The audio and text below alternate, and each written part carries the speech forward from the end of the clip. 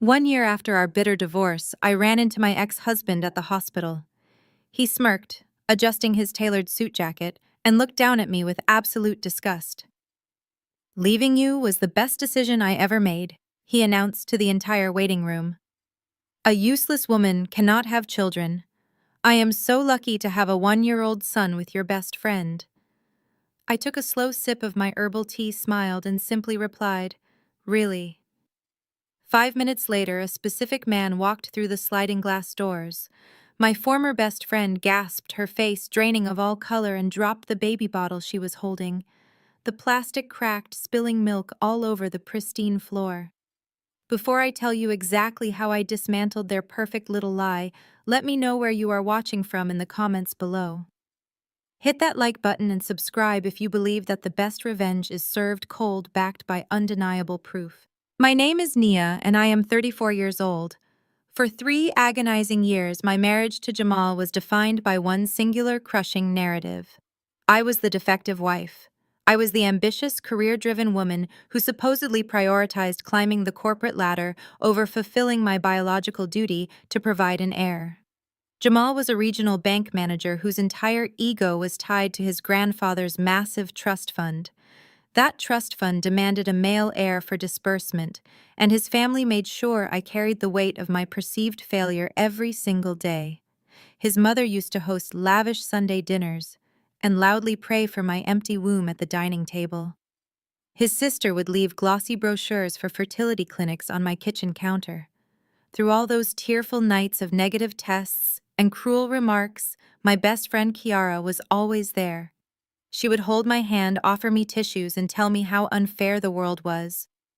I had no idea that while she was wiping my tears, she was also warming my husband's bed. Today, however, the tears are long gone.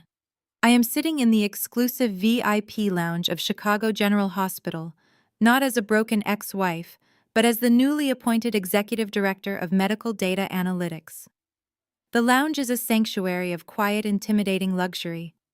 I am seated in an oversized emerald green velvet armchair, my posture impeccable, with a panoramic view of the Chicago skyline stretching out behind me through the floor-to-ceiling glass windows.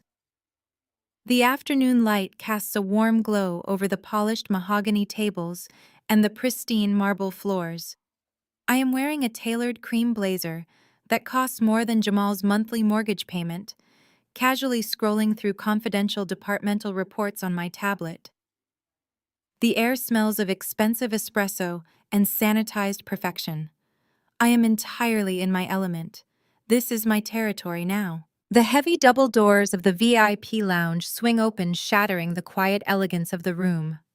I do not immediately look up, but the loud, entitled footsteps are unmistakable. It is Jamal. He walks in with that signature arrogant strut, his chest puffed out in a tailored navy suit that he definitely bought to impress people who do not care about him. Trailing right behind his broad shoulders is Kiara. She is dressed in a soft pastel floral dress, playing the role of the delicate, perfect mother to absolute perfection.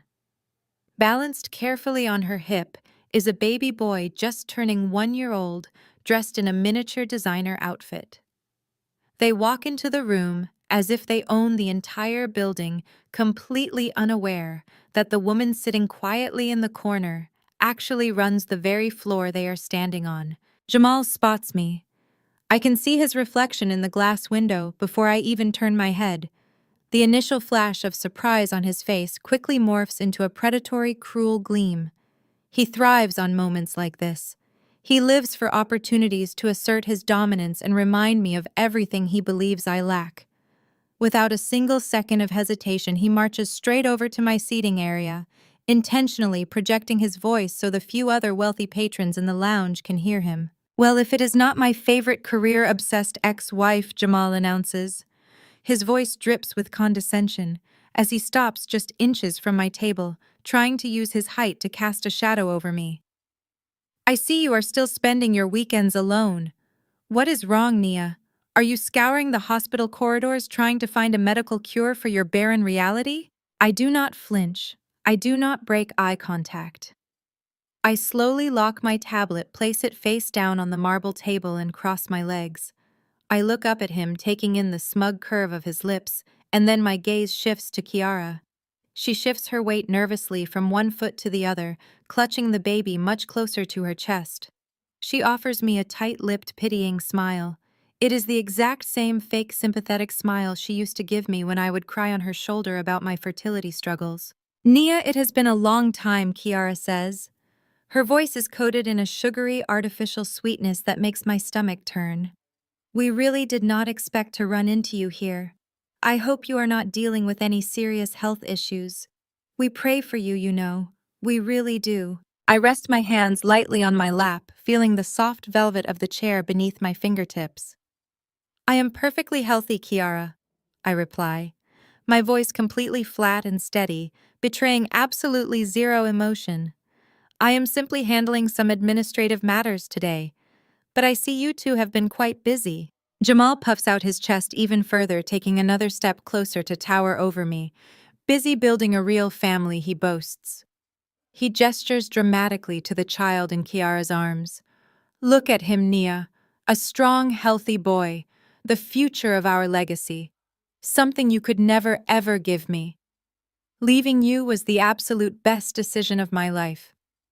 Why would I stay with a useless, empty woman when I could have a real woman who actually functions the way she is supposed to?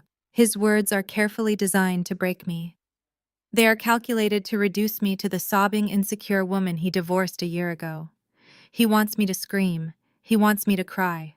He wants me to run out of the room in total humiliation so he can validate his own betrayal by watching me shatter into pieces. He wants everyone in this lounge to look at me with pity. Instead, I let out a soft, genuine laugh. It is not a defensive chuckle or a nervous sound. It is the deep, resonant laugh of a woman who holds a secret so highly destructive it could level his entire existence. You find this funny? Jamal asks. His brow furrows in deep confusion, and I can see the rising anger flushing his neck. You think my son is a joke? Not at all, I say, leaning forward slightly, so he has to look down directly into my eyes. I think it is fascinating. You stand there completely convinced of your own perfection, tearing me down for my supposed flaws. You claim that leaving me was the greatest victory of your life. I tilt my head, maintaining a terrifyingly calm expression. Leaving me was the best decision of your life. Well, let us see exactly how long your luck lasts. What is that supposed to mean? Kiara demanded, taking a sudden step back. Her fake sympathy had vanished instantly, replaced by a sharp, defensive edge. She shifted the baby to her other hip, gripping his small side so tightly that the child let out a soft whine of discomfort. You are just bitter, Nia. You are jealous because Jamal chose me because I gave him the family you never could.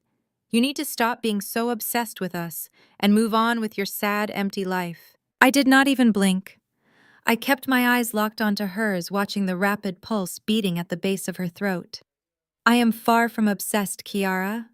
I stated, my voice smooth and unbothered. In fact, I am simply sitting here enjoying the spectacular view of the city and marveling at the incredible lengths some people will go to in order to secure a $5 million trust fund. Jamal immediately stiffened.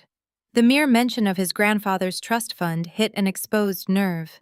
The entire reason for their hospital visit suddenly made perfect, crystal clear sense. His grandfather was a patient in the intensive care unit 3 floors above us, holding on to a fortune that was legally stipulated to be released only when Jamal produced a male heir.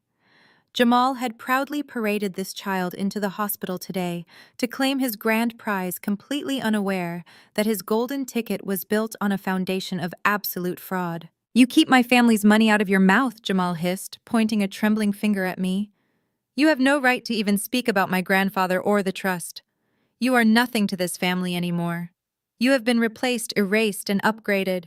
I took a slow sip of my sparkling water, letting the heavy silence stretch between us.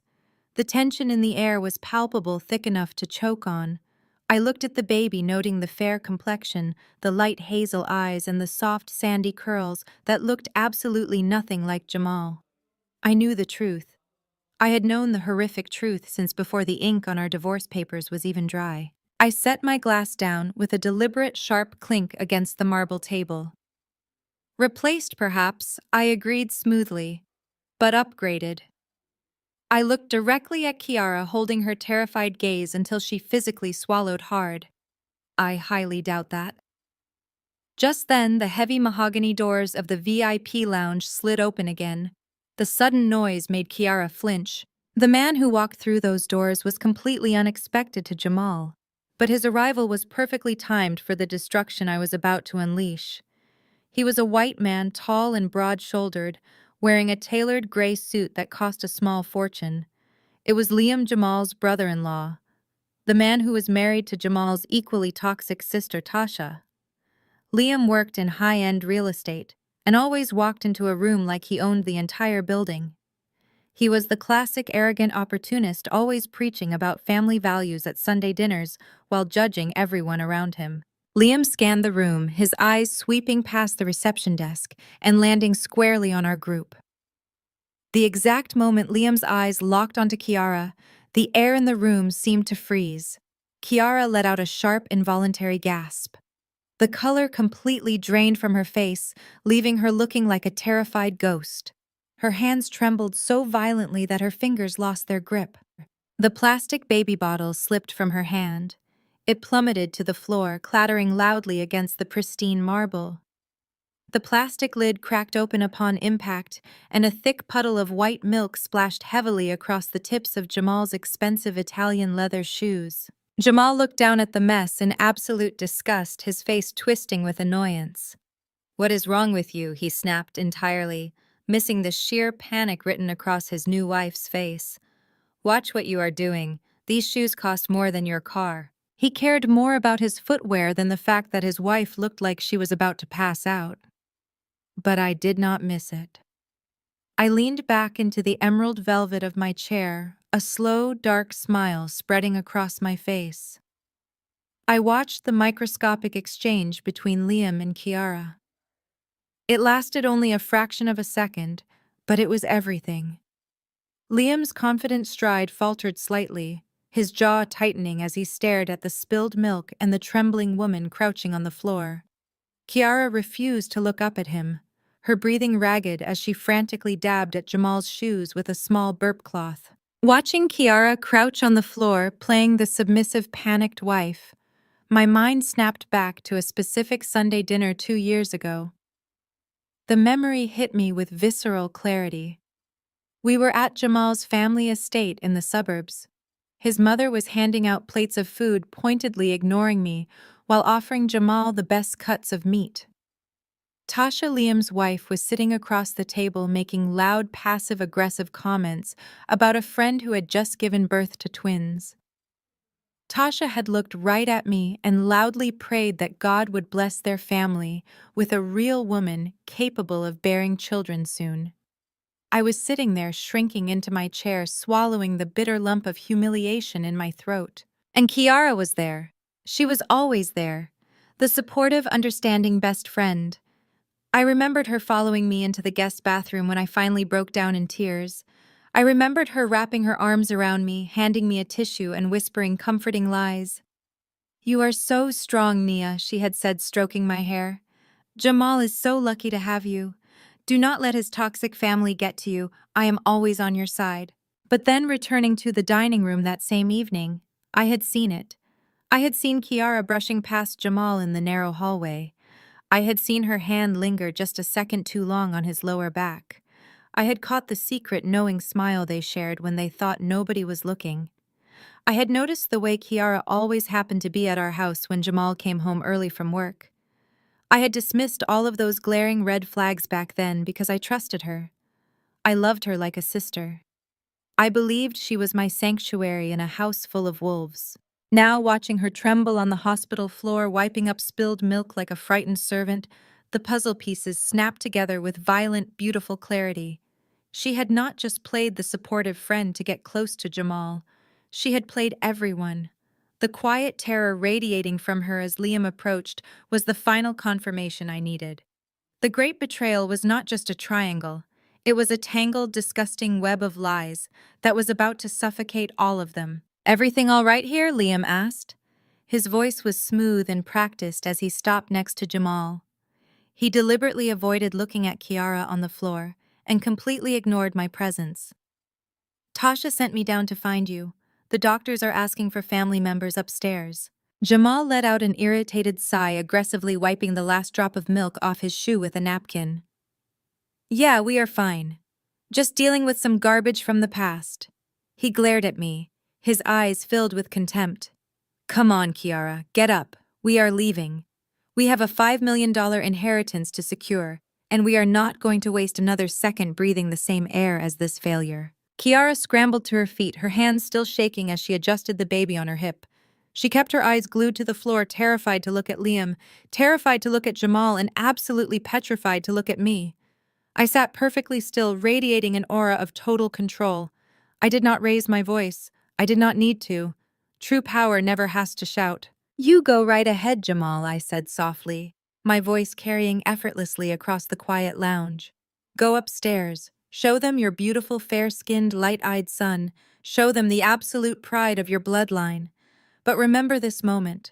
Remember exactly how you felt standing here bragging to the useless woman you threw away. Because the higher you climb on this pedestal of lies, the harder the concrete is going to hit when I rip the foundation right out from under you. Jamal scoffed loudly, shaking his head. You are delusional, Nia. Enjoy your sad, lonely life. He turned on his heel and marched toward the exit, expecting his wife to follow his command without question. Liam turned to follow him, but I caught his eye just before he could look away. I offered Liam a knowing, razor-sharp smile. The color drained from his face instantly. He knew that I knew.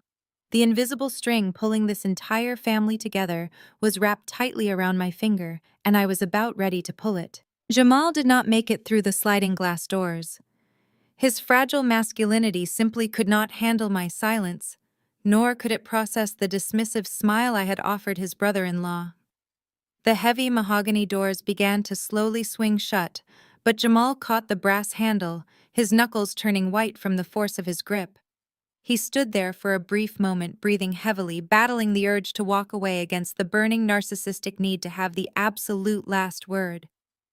Ego is a dangerous anchor, and Jamal was drowning in his own. He spun around on his expensive Italian leather heels and marched right back toward my table, dragging a highly reluctant Kiara behind him.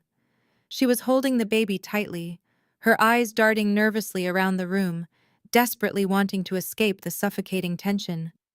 But Jamal was a man who needed an audience to feel powerful. He stopped directly in front of me again, planting his feet wide, trying to physically dominate the space. You know what your ultimate problem always was, Nia? He demanded, his voice echoing sharply across the quiet VIP lounge. Several well-dressed patrons turned their heads to watch the spectacle. You always think you are the smartest person in the room. You sit there with your fancy new job title and your designer clothes trying to look completely unbothered, but I know you are rotting on the inside. You are absolutely consumed by jealousy. I did not respond. I simply kept my gaze fixed on his face, allowing him to dig his own grave with his words. You cannot handle the fact that Kiara and I have a real spiritual connection, Jamal continued, gesturing grandly toward his new wife. We have true love. We did not need to force things, go to endless doctors, or cry over charts and schedules like you and I did. The universe blessed us naturally. 1 month, Nia. That is all it took. Barely 30 days after I finally decided to stop wasting my youth with you. God blessed my true love with a child. That is what happens when two people are actually meant to be together. You could not give me a baby in 3 agonizing years of marriage, but true love gave me a son almost instantly. My bloodline is secure because I finally found a real woman. He looked so incredibly proud of himself. He stood there, chest puffed out, chin raised high, delivering his triumphant speech as if he had just won a Nobel Prize for basic biology. Beside him, Kiara managed to find a tiny shred of her previous confidence. Encouraged by his fierce defense, she lifted her chin, shifting the baby on her hip, and rested her left hand prominently on the boy's back. The movement was deliberate. It was designed to catch my eye, and it worked perfectly. Under the bright, warm hospital lights, the massive radiant cut diamond ring on her finger flashed brilliantly. It was a heavy, ostentatious piece of jewelry, exactly the kind of ring a man buys when he is trying to prove his wealth to the world.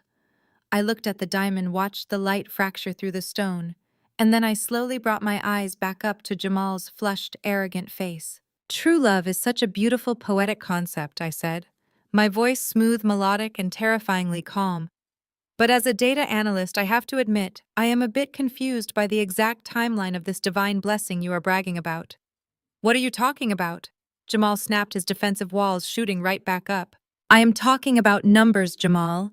I am talking about cold, hard facts, I replied, leaning forward and resting my elbows on the marble table. Let us discuss this incredible spiritual connection you share. Let us talk about the exact price tag of true love. $80,000 to be exact.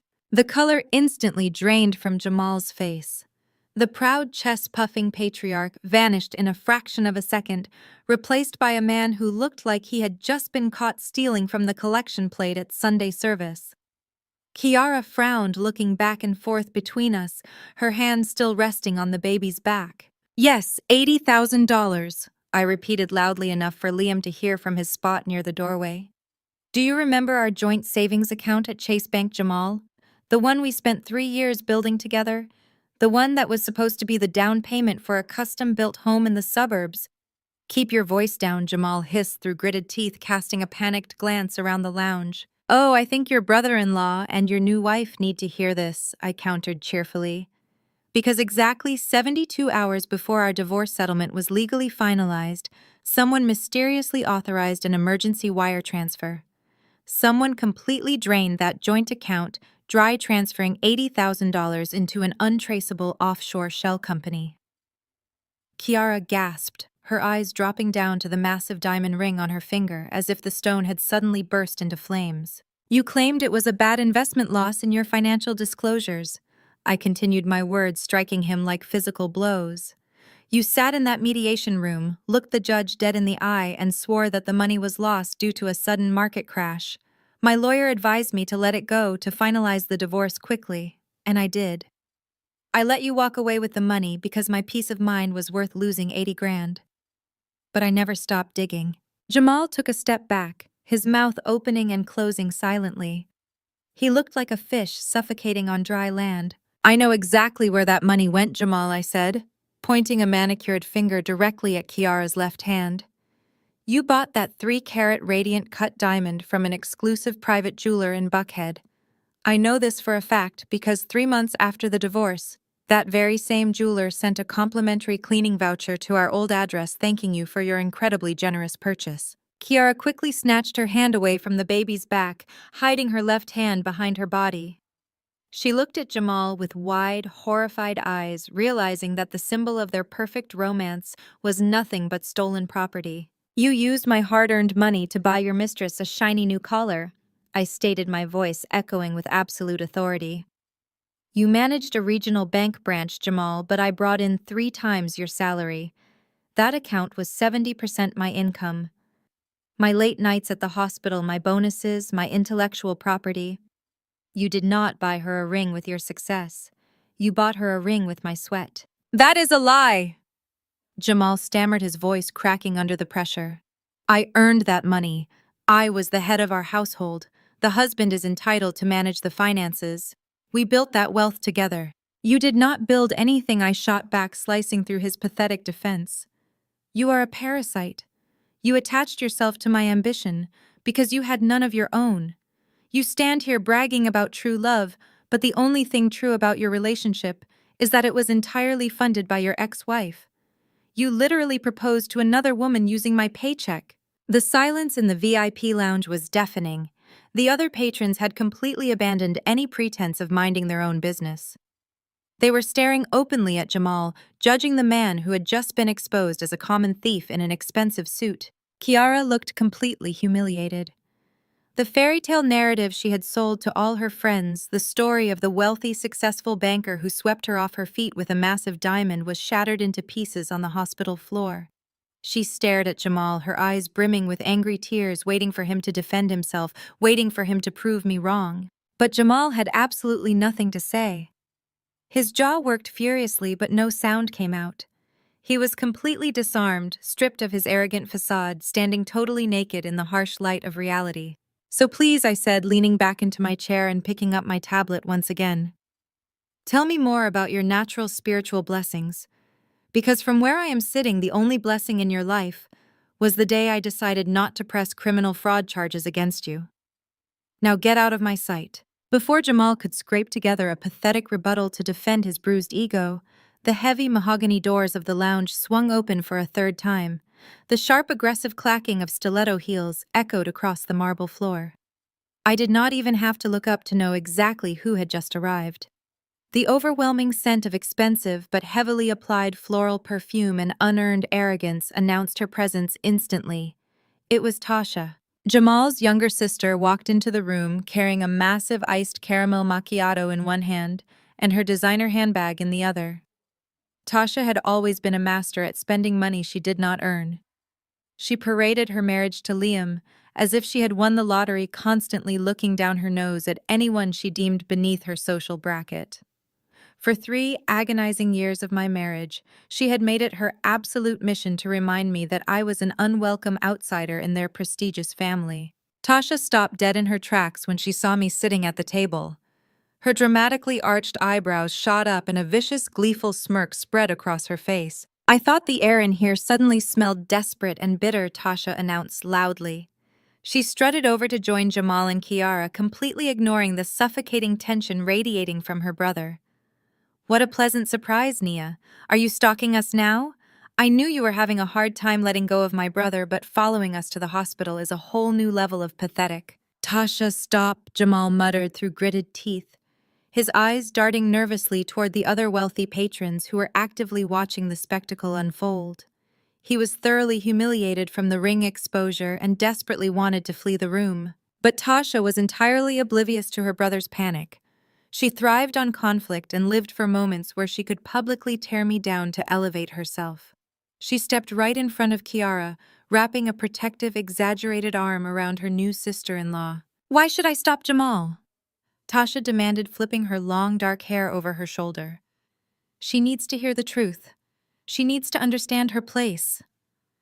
Tasha looked down at me with absolute disgust. "You really have no shame, do you, Naya? You are sitting here trying to intimidate Kiara because you cannot stand the fact that she succeeded where you spectacularly failed." I remained perfectly still, my hands folded neatly in my lap. I let her talk, knowing that every word she spewed was just adding fuel to the massive inferno that was about to consume her entire life. "Look at this beautiful baby," Tasha continued, her voice echoing shrilly in the quiet lounge. She pointed to the little boy on Kiara's hip. "This child is the absolute pride of our bloodline.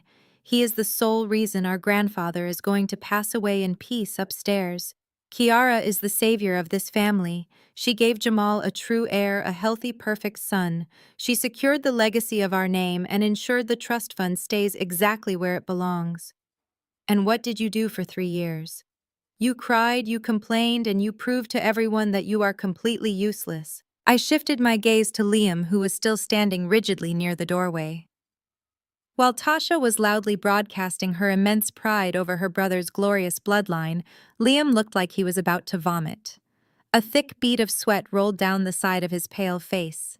He shifted his weight uncomfortably, his eyes darting frantically toward the exit. The dramatic irony was almost too delicious to bear. Tasha was fiercely defending a child she believed was her nephew, completely unaware that she was actually standing just inches away from her own husband's illegitimate son. "You can buy all the tailored designer blazers in the world, Naya," Tasha sneered, misinterpreting my silence as weakness. "You can play the role of the tough, independent career woman all you want. But at the end of the day, you are just an empty shell. You are a barren, broken woman who could not even do the one single thing God put females on this earth to do. My brother upgraded to a real woman. You are just a sad, discarded memory." 3 years ago, those exact words would have shattered my heart into a million pieces. I would have locked myself in a bathroom, hyperventilating and crying until my eyes were swollen shut. I would have internalized her venom and convinced myself that I was truly broken and unworthy of love. But the woman sitting in this emerald velvet chair was not the terrified, insecure wife they had emotionally tortured. I had spent the last 12 months building an impenetrable fortress of self-worth. Her words bounced off me like pebbles against solid steel. "Are you quite finished, Tasha?" I asked, my voice calm, melodic, and thoroughly bored. "Because your shrill voice is beginning to give me a migraine, and I have very important hospital matters to attend to today." Tasha's eyes flared with sudden, explosive anger. My utter lack of a reaction infuriated her. She wanted me to cry. She wanted a screaming match. She wanted a public spectacle where she could play the victorious defender of her family's honor. My cold, clinical indifference was the ultimate insult to her fragile ego. "Oh, you think you are so much better than us," Tasha snarled, taking a sudden, aggressive step forward. "You think you can just sit there and look down on us." She moved so quickly that Jamal did not have time to hold her back. Tasha stepped right up to the edge of my marble table. She looked me dead in the eye, raised her large plastic cup of iced caramel macchiato, and deliberately tilted her wrist. A massive wave of freezing, sticky brown liquid cascaded over the edge of the cup. The heavy splash of coffee and ice hit the table, pooling instantly over my digital tablet and splashing violently onto the lapel of my immaculate cream blazer. The dark, sugary liquid seeped quickly into the expensive fabric, leaving a glaring, ugly stain right across my chest. Several people in the lounge actually gasped out loud. Tasha took a step back, a malicious, triumphant smirk stretching across her face. "Oops," she said loudly, her tone dripping with fake innocence. "My bad. I guess my hand just slipped. You should probably go find a public restroom and wash that off, Nia. This is an exclusive VIP lounge, and you are making a disgusting mess. They do not let trash sit in here." Kiara let out a small, nervous breath, while Jamal rubbed the back of his neck, clearly wanting to disappear into the floorboards. But Tasha stood tall, crossing her arms over her chest, immensely proud of her petty display of physical dominance. She truly believed she had won.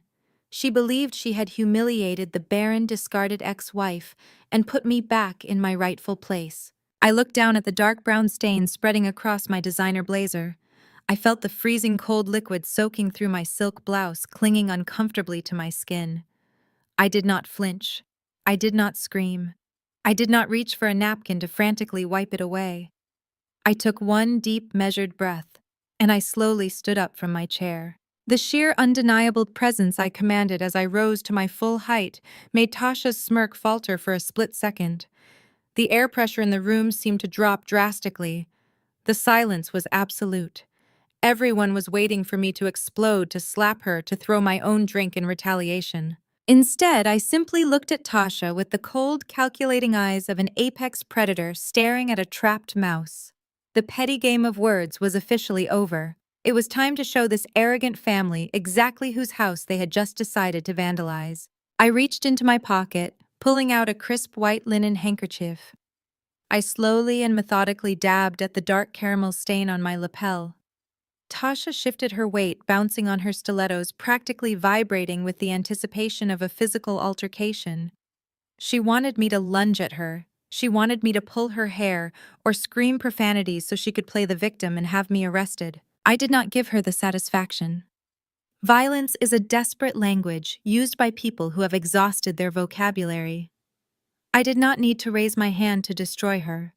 I just needed to make a single phone call. I picked up my smartphone from the dry edge of the marble table. I unlocked the screen and pressed a single button on my speed dial. The call connected instantly. "Marcus," I said, my voice projecting clearly across the room.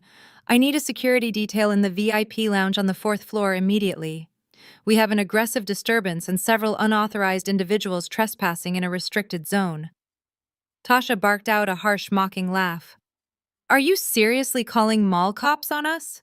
You think a couple of rent-a-cops are going to kick a patient's family out of the hospital? You really are losing your mind, Nia." Jamal, however, did not laugh. He knew me well enough to know that I never made empty threats. He grabbed Tasha's arm, pulling her back slightly. "Tasha, shut up," he hissed. "Let us just go upstairs." "It is too late for that," I replied smoothly, tucking my phone back into my pocket. Within 60 seconds, the heavy mahogany doors swung open again.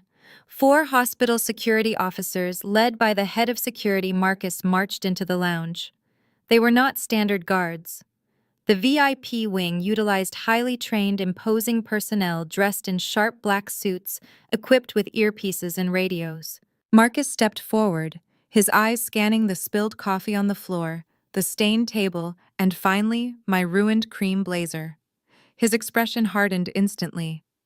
"Is everything all right, ma'am?" he asked, addressing me with absolute deference. "No, Marcus, it is not," I stated clearly. "These individuals are causing a severe disruption in a premium recovery zone. Furthermore, I highly suspect that at least 2 of them do not possess the required clearance to be in this restricted lounge." Tasha scoffed loudly, throwing her hands up in the air. "This is ridiculous. Our grandfather is dying in the intensive care unit upstairs. We are family. We have every right to be in this hospital." "The hospital?" "Yes," I corrected sharply. "But this specific lounge is strictly reserved for registered VIP patients and their authorized primary caregivers. The daily access fee alone is astronomical." I looked directly at Marcus. "Please verify their credentials." Marcus turned his imposing frame toward Jamal and his family. "I need to see your VIP access cards, please." Jamal swallowed hard, his arrogant posture completely deflating. He reluctantly pulled out a single silver access card from his wallet. "My mother purchased the premium package for my grandfather's room," he muttered, humiliated that he had to explain his presence to security. "The card grants access for 2 primary visitors. Kiara and I are registered." "And what about the other 2?" Marcus asked, turning his steely gaze toward Liam and Tasha. Liam cleared his throat, suddenly looking extremely interested in the pattern of the marble floor. He adjusted his expensive tie and took a step back. "Tasha and I just arrived. We walked in behind Jamal when the doors opened. We do not have silver cards." Tasha glared at her husband, furious that he was backing down so easily. So what she yelled, pointing an accusatory finger at me, "She does not have a silver card either. I watched her sitting here for 20 minutes before we walked in. She is just a bitter ex-wife trying to cause trouble. If you are going to kick us out, you need to kick her out too." Marcus did not even blink. He looked at Tasha with a mixture of pity and severe irritation. "Ma'am, you are trespassing in a restricted area, causing a biohazard spill, and verbally harassing staff. You need to vacate the premises immediately, or I will have you physically escorted off the property and banned from the building." Tasha's face turned a violent shade of red. She was completely unaccustomed to being told no. Her entire life consisted of bullying her way through every situation, shielded by her brother's money and her white husband's perceived status. The word no simply did not exist in her vocabulary. "Do not you dare speak to me like that!" Tasha screamed, her voice echoing shrilly and causing several patients in the lounge to cover their ears. "Do you have any idea who we are? Our family is paying thousands of dollars a day to keep our grandfather in that penthouse suite upstairs. I pay your salary. I demand to speak to whoever is in charge of this facility right now. Get me the director of this hospital. I want this bitter woman thrown out onto the street, and I want you fired for disrespecting me." Her demands hung in the air, a pathetic, desperate attempt to reclaim a sense of superiority that had already crumbled to dust. Jamal closed his eyes in profound embarrassment. Kiara took 2 large steps away from her sister-in-law, clutching her baby tighter to her chest, sensing that a massive, inescapable trap was about to spring shut. I stood perfectly still, letting Tasha's screeching echo fade into a humiliating silence. I slowly reached into the inner pocket of my ruined blazer. I pulled out a heavy, solid metal identification badge attached to a sleek black lanyard.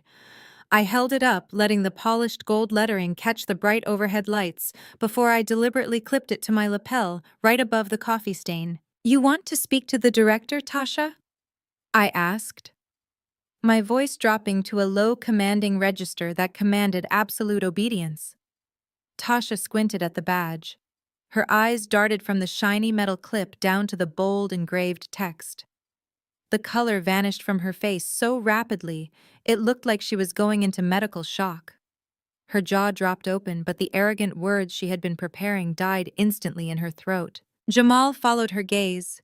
He stared at the badge on my chest. I watched as his eyes widened in sheer, unadulterated terror. He read the words once, blinked rapidly, and read them again, silently mouthing the title, as if his brain completely refused to process the reality of the situation. Executive Director of Medical Data Analytics and Administration. The silence that followed was absolute perfection.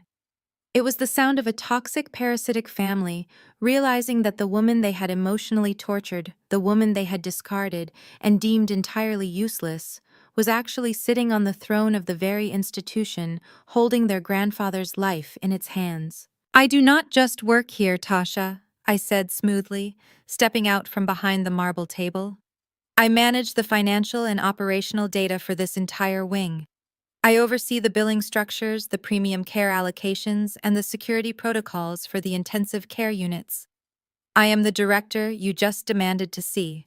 Tasha stumbled backward, her designer heels catching on the slick marble floor. She grabbed Liam's arm to steady herself, but Liam was too busy staring at me with wide, panicked eyes to offer her any real support. Jamal looked like he had been struck by lightning. "But you—" He stammered, his voice trembling so badly he could barely form a coherent sentence. "You were a mid-level data processor when we divorced. How could you possibly be the executive director?" "Because unlike you, Jamal, I do not need a dying man's trust fund to elevate my status," I replied coldly. "I worked 90-hour weeks. I built algorithms that saved this hospital $12 million in operational waste last quarter.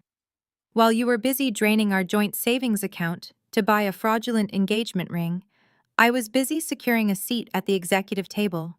I turned my attention back to Marcus, who was standing tall, waiting for my final command. "Marcus," I said, clearly gesturing toward Tasha and Liam.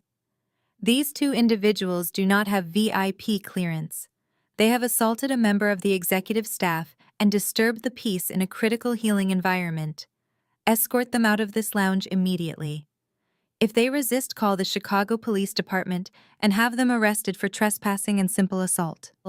"Yes," Director Marcus responded instantly.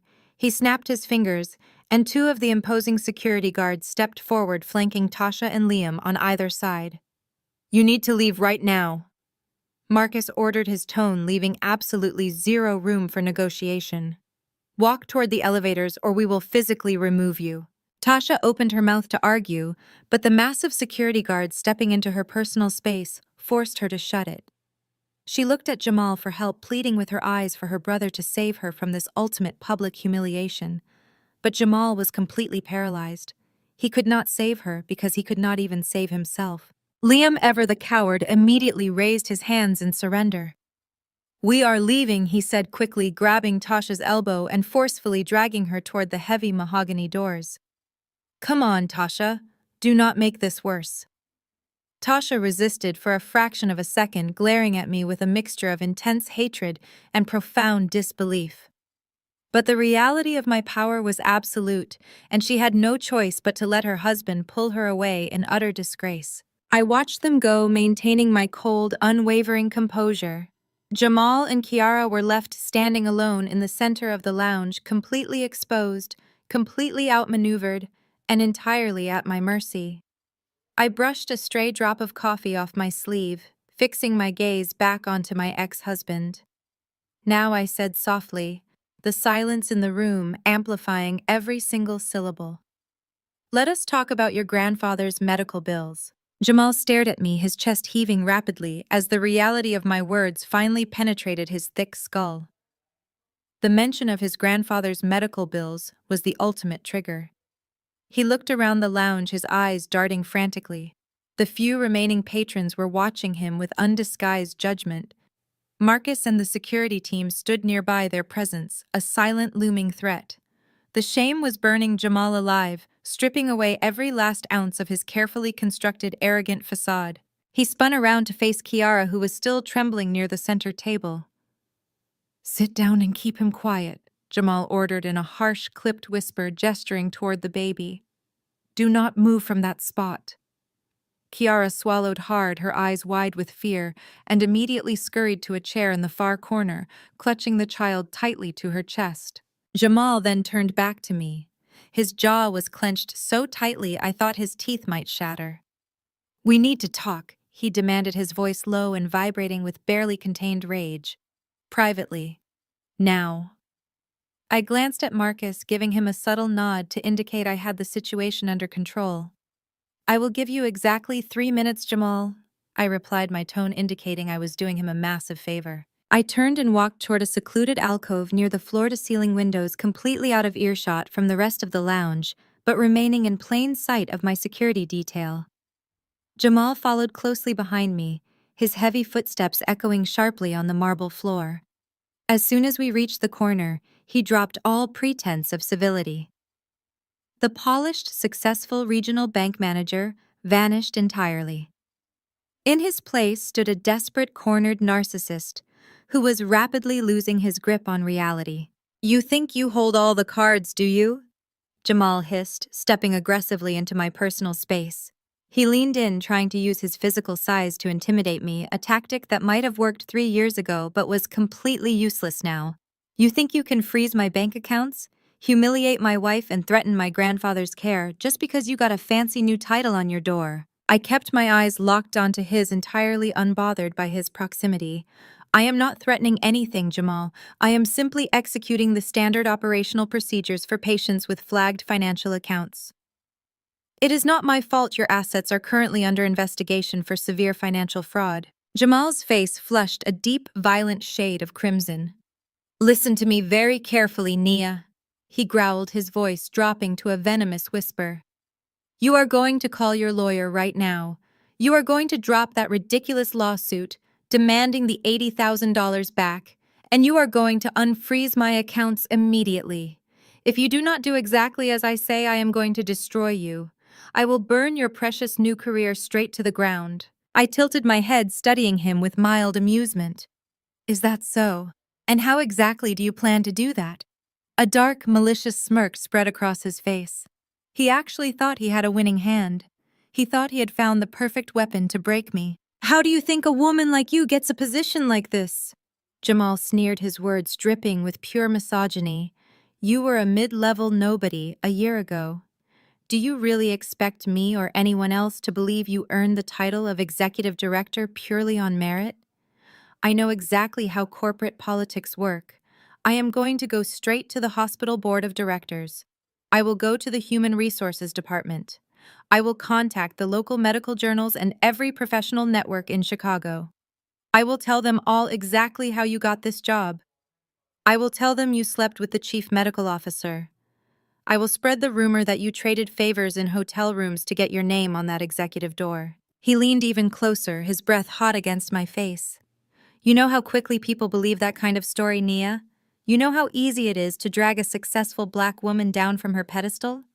The moment I plant that seed of doubt, your reputation will be entirely ruined. They will investigate you. They will suspend you. The board will strip you of your title faster than you can blink to avoid a public scandal. You will be right back at the bottom, exactly where you belong. So you are going to drop the lawsuit, unfreeze my money, and let me handle my grandfather's trust fund in peace. Or I will make sure you lose everything you have built." He finished his vile, disgusting monologue with a triumphant look in his eyes. He fully expected me to pale. He expected my hands to shake. He expected me to beg him to keep quiet to protect my hard-earned reputation. He was banking on the old Nia, the woman who would compromise her own peace to avoid public confrontation. Instead, I simply smiled. It was a cold, razor-sharp smile that made the triumphant look vanish from his eyes in an instant. I reached into the front pocket of my cream blazer. My movements were slow, deliberate, and completely relaxed. Jamal watched me carefully, a flicker of confusion crossing his face. I pulled out my sleek smartphone. The screen was already glowing brightly. I tapped the center of the display. A crisp, perfectly clear audio playback echoed in the quiet alcove between us. "I will tell them you slept with the chief medical officer. I will spread the rumor that you traded favors in hotel rooms to get your name on that executive door. So you are going to drop the lawsuit, unfreeze my money, and let me handle my grandfather's trust fund in peace. Or I will make sure you lose everything you have built." Jamal's voice played back to him in stunning high-definition clarity. The blood drained from his face so fast he looked physically ill. He stared at the glowing screen in my hand as if I were holding a live explosive. I tapped the screen again, saving the file to a secure cloud server with a single swipe of my finger. Illinois is a two-party consent state for audio recordings in private settings, Jamal stated, my voice echoing with absolute, uncompromising authority. However, this is a public hospital lounge. There is no reasonable expectation of privacy here, which makes this recording completely legal and entirely admissible in a court of law. Jamal took a massive step backward, his mouth opening and closing silently. He looked like a man who had just stepped off a cliff and was waiting for gravity to pull him down. What you just did is not merely a cheap, pathetic threat from a bruised ego. I continued stepping toward him and forcing him to retreat further into the glass window. It is the textbook definition of extortion and blackmail. You just threatened a corporate executive on hospital property, explicitly stating you would commit defamation and slander in order to coerce me into dropping a legitimate financial fraud lawsuit.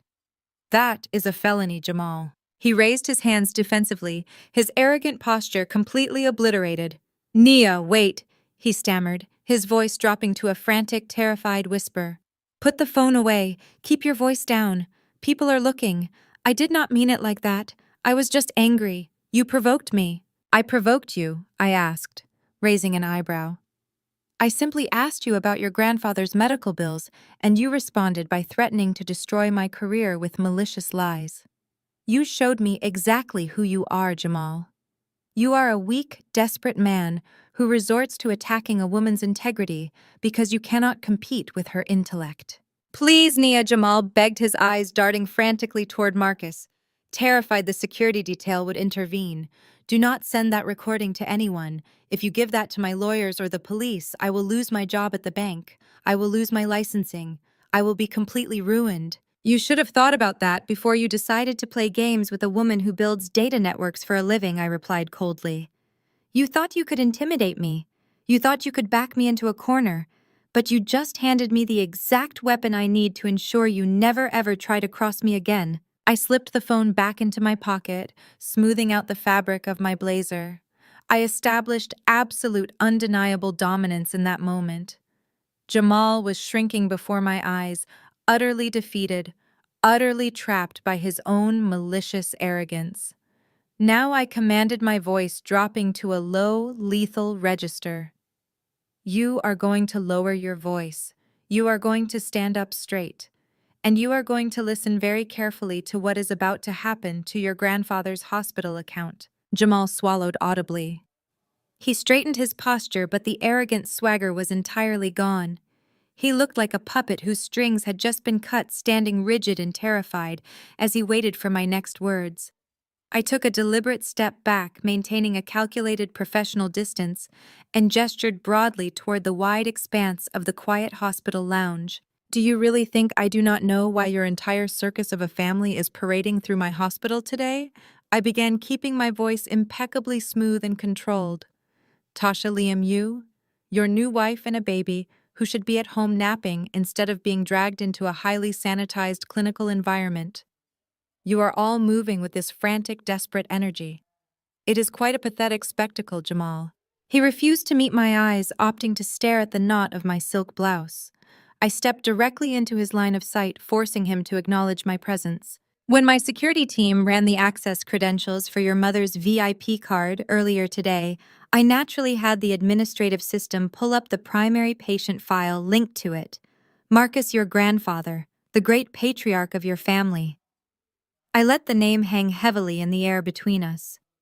The man who built a lucrative construction empire from nothing, who ruled your Sunday family dinners with an iron fist, and who made it his personal mission to remind me that I was failing his legacy every single time I sat at his dining table. Jamal shifted his weight, a thick bead of sweat forming at his temple and rolling down his jawline. His heart is failing. Jamal muttered, his voice devoid of any previous strength.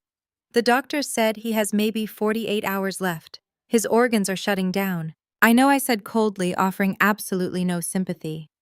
I saw the medical charts, but we both know you are not standing in this hospital out of deep, profound grief. You are not here to hold his hand and say a tearful, loving goodbye. You are here for the money.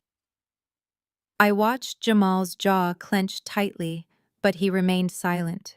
He knew that any word he spoke could and would be used against him. For 3 agonizing years of our marriage, I continued pacing slowly in a tight half-circle around him. Your mother and your sister made sure I memorized every single clause of your grandfather's precious trust fund. They weaponized that legal document against me at every opportunity. $5 million. A massive life-changing sum of money sitting in a high-yield account completely out of your reach until you met his specific demands. I paused, turning to face him directly, crossing my arms over my chest. Your grandfather was a traditional old-school man with very specific archaic values. He completely bypassed your own father because of his ridiculous gambling debts, and he designated you as the primary beneficiary. But he added one non-negotiable ironclad stipulation. Do you remember what it was, Jamal? He closed his eyes tightly, refusing to answer me. Say it!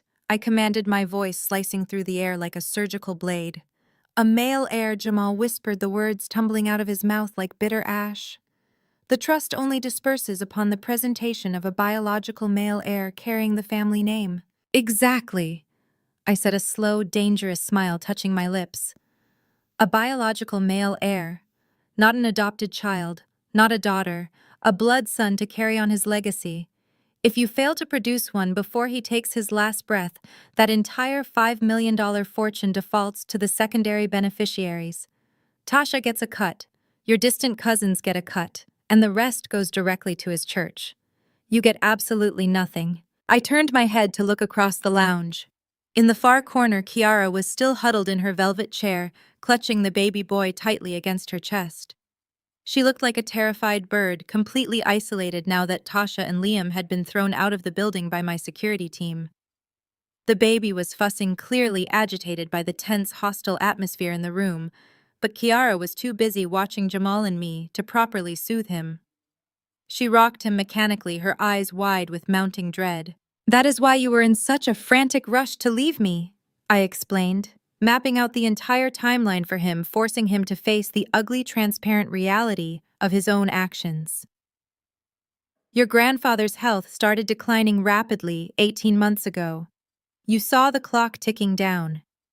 You realized that staying married to a woman who was struggling with fertility meant you were going to lose your golden ticket. You did not leave me because we fell out of love. You did not leave me because Kiara was your profound spiritual soulmate. You left me because you needed a biological incubator and you needed it fast. Jamal opened his eyes, glaring at me with a chaotic mixture of hatred and profound shame. I did what I had to do for my family. You would never understand the immense pressure I was under. My mother was constantly down my throat. My grandfather was threatening to rewrite the will entirely and cut me out. I had to secure my future. Your future, I scoffed, shaking my head in total disgust. You destroyed my peace, drained my hard-earned savings, and shattered my self-esteem just to secure a paycheck. And then you paraded Kiara around town, playing the role of the devoted Blessed Father who finally got what he deserved. I gestured grandly toward the corner where Kiara sat trembling. Look at her, Jamal. Really look at her. She is not your great romance. She is your $5 million insurance policy. You brought her here today dragging a 1-year-old infant into an intensive care unit for one highly specific reason. The estate lawyers are upstairs right now, aren't they? Jamal flinched violently. The physical reaction was microscopic, but to a trained data analyst who reads people for a living, it was all the confirmation I needed. I know exactly how trust disbursements work in these wealthy old money families, Jamal. The lawyers require formal visual confirmation and a signed affidavit from the patriarch before they can initiate the transfer of funds. You need your grandfather to lay his dying eyes on that baby boy. You need him to bless the child, sign the final release documents, and legally recognize your son as the rightful heir. You are quite literally racing against his heart monitor to get your hands on that cash. The sheer desperation radiating from Jamal was overwhelming. He was a man standing on a crumbling bridge, terrified of the massive drop beneath him. It is my money, Nia, he pleaded, his voice cracking under the intense pressure. It belongs to me. I grew up listening to him promise me that trust fund. I endured all of his harsh rules, his emotional abuse, and his constant judgment because he promised me that financial reward. I have debts. I have a massive mortgage on the new house. I have expectations to maintain. I need that money to survive. You need that money to maintain your fake hollow lifestyle. I corrected him sharply, offering zero comfort. You need it because without it, you are just a mediocre regional bank manager who cannot even afford to pay for the Italian shoes he is wearing without stealing from his ex-wife. I took a step closer, lowering my voice so only he could hear the absolute terrifying finality in my tone. You thought you had everything perfectly planned out. You divorced the barren wife. You found a willing, desperate woman to play the role of the fertile mistress. You produced a son just in the nick of time right before the old man's heart finally gave out. You walked into my hospital today thinking you had won the ultimate game of life. I let a heavy, suffocating silence stretch between us for a long, agonizing moment. I watched the pure panic swirling in his dark eyes, watching him desperately try to figure out what my next move would be. He was waiting for me to block his access to the intensive care unit. He was waiting for me to use my administrative power to deny him entry to his grandfather's room, stalling him in this lounge until the old man passed away and the money vanished forever. But that was not my plan at all. Denying him entry would just make me look petty and vindictive to the hospital board. I had something far more destructive, far more permanent in mind. I am going to let you go upstairs, Jamal, I said softly, stepping aside and gesturing gracefully toward the main elevator banks down the hall. I am going to let you take your new wife and that beautiful baby boy up to the penthouse suite. I am going to let you stand proudly by your grandfather's deathbed. I am going to let you present your so-called heir to the estate lawyers and hand over your paperwork. Jamal blinked rapidly, utterly confused by my sudden compliance. He eyed me suspiciously, searching my face for a hidden trap.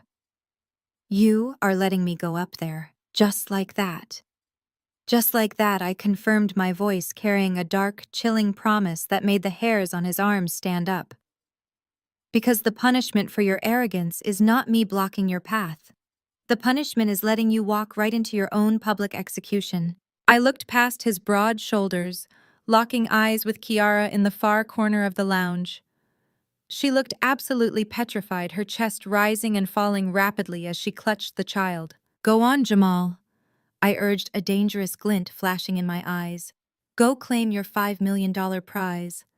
But before you walk into that hospital room, before you proudly hand those wealthy estate lawyers your documents, you might want to take a very close, very careful look at the golden child you are holding in your arms. Jamal hesitated, his eyes darting down to the baby for a fraction of a second, but his blinding greed quickly overpowered his creeping fear.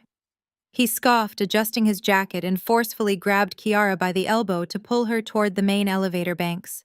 He was absolutely determined to secure his fortune, completely convinced that my warnings were nothing but the empty threats of a jealous ex-wife.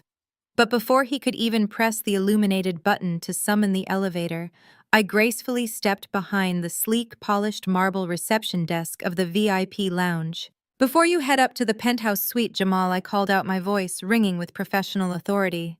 There is a pressing administrative matter regarding your grandfather's room that must be settled immediately. Jamal groaned in deep frustration, aggressively checking his expensive silver watch.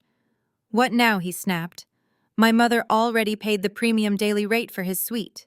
You are just trying to stall me. I smoothly tapped a few keys on the administrative terminal in front of me, bringing up his grandfather's highly classified medical billing file.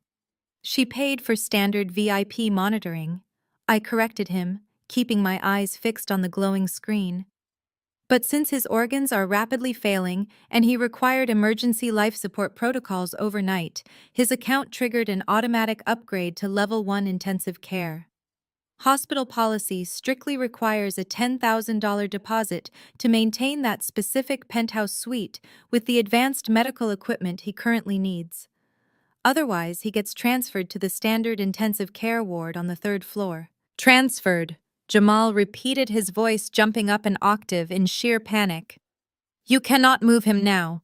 The estate lawyers are meeting us in the penthouse in less than 20 minutes. If they see him in a shared ward, It will look like the family cannot afford his care. Then pay the deposit, I said, simply folding my hands over the keyboard and looking directly at him. $10,000, right now. Jamal froze. He swallowed hard, his eyes darting frantically around the room. He lived a life of total financial illusion, driving leased luxury cars and wearing tailored suits while drowning in secret debts. I knew for a fact that $10,000 in liquid cash was a massive hurdle for him on a good day. Sensing her husband's sudden paralyzing panic, Kiara realized their $5 million prize was in serious jeopardy.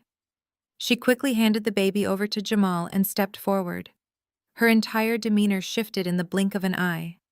The arrogant, defensive woman who had just mocked me moments ago completely vanished. In her place stood the tearful, vulnerable best friend I used to know.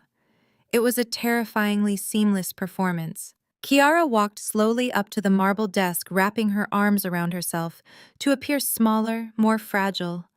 Her large hazel eyes filled with unshed tears and her lower lip trembled perfectly. "Nia, please," Kiara begged, her voice dropping to a soft, pathetic whisper. "I know you hate me. I know I destroyed our friendship, and I will regret hurting you for the rest of my life. But please, put your anger aside just for today. His grandfather is literally taking his last breaths. Can you just override the system? Can you waive the deposit or grant us a temporary extension? We used to be sisters, Nia. We shared everything. I am begging you for old time's sake. Have a little compassion." I stared at her, absolutely mesmerized by her audacity. She was actively weaponizing the very sisterhood she had destroyed, trying to guilt-trip me into funding her husband's inheritance. "Old time's sake," I repeated, my voice dropping to a deadly freezing whisper. "Do you mean the times I cried on your shoulder about my negative pregnancy tests, while you were secretly texting my husband the location of your hotel room? Do you mean the times you sat in my kitchen drinking my wine, eating my food, and actively plotting how to replace me, Nia?" "I am a mother now," Kiara pleaded, letting a single tear fall dramatically down her cheek. "I am just trying to protect my family. Please, just do this one small favor." I leaned over the marble counter, closing the distance between us, until she was forced to look directly into my unwavering eyes. "Compassion is a premium service at this hospital," Kiara, I stated coldly, "and your account is severely overdrawn. Now step back before I call security to remove you for harassing an executive." Kiara flinched as if I had struck her physically. She stumbled backward, bumping into Jamal. Jamal shoved her aside, furious that she had begged me for a favor. He was determined to protect his fragile ego at all costs. "I do not need any charity from my bitter ex-wife," he snarled, reaching into the inner pocket of his jacket. He pulled out a sleek, heavy metal credit card and slammed it aggressively onto the marble counter. "Run the card, Nia. $10,000. And print the receipt so I can get up to that penthouse and claim what is rightfully mine." I picked up the heavy metal card. I kept my face entirely neutral as I swiped the magnetic strip through the hospital's billing terminal. I stared at the screen, watching the processing icon spin for exactly 3 seconds. A loud, harsh beep echoed through the quiet lounge. A bright red error message flashed across my monitor. "Declined," I announced, dropping the metal card back onto the marble surface. Jamal let out a harsh bark of disbelief. "Impossible," he snapped. "That is a premium platinum account. Run it again. Your machine is clearly broken." I picked up the card and swiped it a second time with slow, deliberate precision. Another harsh beep. Another red error message. "Still declined," I said, pushing the card toward him. "Do you have another form of payment, Jamal? Perhaps some loose change in your pockets?" Jamal started sweating profusely. A dark, frantic energy took over his movements. He quickly dug into his wallet, pulling out a standard bank debit card. "This one is tied directly to my primary checking account," he demanded, his voice shaking with rising panic. "There is more than enough money in there. Run it." I swiped the debit card. Beep. Declined. Jamal slammed his fist violently against the marble desk, causing the baby in his arms to let out a startled cry. "Your system is rigged," he shouted, completely losing his composure. "You are doing this on purpose. You are blocking my transactions to stall me. I am going to sue this hospital for everything it is worth." I am not doing anything to the hospital billing machine, Jamal. I replied, my voice slicing effortlessly through his chaotic shouting. But I did do something to your bank accounts. Jamal froze, his fist still resting on the counter. He stared at me, his breathing shallow and rapid. What did you do? At exactly 8 o'clock this morning, my legal team filed an emergency ex parte injunction with the Cook County Family Court. I explained, delivering the words with clinical, terrifying precision. We submitted a massive file of irrefutable hard evidence documenting the $80,000 you fraudulently wired to an offshore shell company 48 hours before our divorce was legally finalized. The color drained completely from Jamal's face. He looked like he was going to be physically sick right there on the polished floor. The judge was absolutely fascinated by your creative accounting, I continued, my smile sharpening into a blade. She signed the emergency order immediately. As of 9 o'clock this morning, every single bank account attached to your Social Security number is completely frozen. Your checking accounts, your savings accounts, your premium credit lines, and even your pathetic investment portfolios are entirely inaccessible, pending a full forensic federal audit. No, Jamal gasped, stumbling backward as if the floor had suddenly vanished beneath his feet. No, you cannot do that. You cannot just freeze my money. I did not freeze your money, Jamal. The justice system froze stolen assets, I corrected him sharply. You currently have absolutely zero liquidity. You cannot buy a cup of coffee right now, let alone pay a $10,000 intensive care deposit. Which means I am legally obligated per hospital policy to transfer your grandfather out of the penthouse suite and down into a standard shared intensive care ward before the estate lawyers arrive. Jamal's eyes widened in sheer, unadulterated horror. He realized the trap had fully closed around him. If the wealthy traditional estate lawyers walked into a shared, crowded hospital ward, they would instantly know his finances were ruined. They would report back to the trustees that Jamal was unfit to manage a $5 million trust fund because he could not even afford basic premium medical care for the family patriarch. Nia, please, Jamal begged. The arrogance was completely gone, replaced by a pathetic, whining desperation. He reached across the desk, trying to grab my hand, but I pulled away in disgust. You cannot transfer him. If they see him in a standard ward, they will delay the disbursement. They will question my financial stability. I will lose everything. Please, Nia, I am begging you, just give me 1 hour in that penthouse. I looked down at the man who had emotionally terrorized me for 3 years. I looked at the man who had called me useless, barren, and defective. I felt no pity. I felt no remorse. I felt only the absolute, undeniable clarity of pure justice. That sounds like a terrible personal problem, Jamal, I said softly, my eyes locking onto his terrified gaze. I suggest you take your new wife and your biological miracle and start walking toward the third-floor ward. You have an inheritance to claim after all.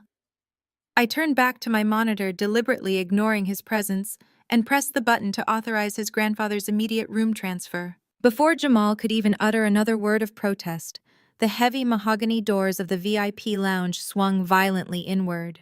I did not need to look up to know who had broken my security protocol. Liam pushed his way back into the room, leaving a furious Tasha lingering just outside the threshold in the hallway. He held his hands up in the air, palms facing forward, adopting the perfectly rehearsed, sanctimonious posture of a professional mediator. Liam was a man who made a lucrative living selling high-end real estate by convincing people he was their best friend.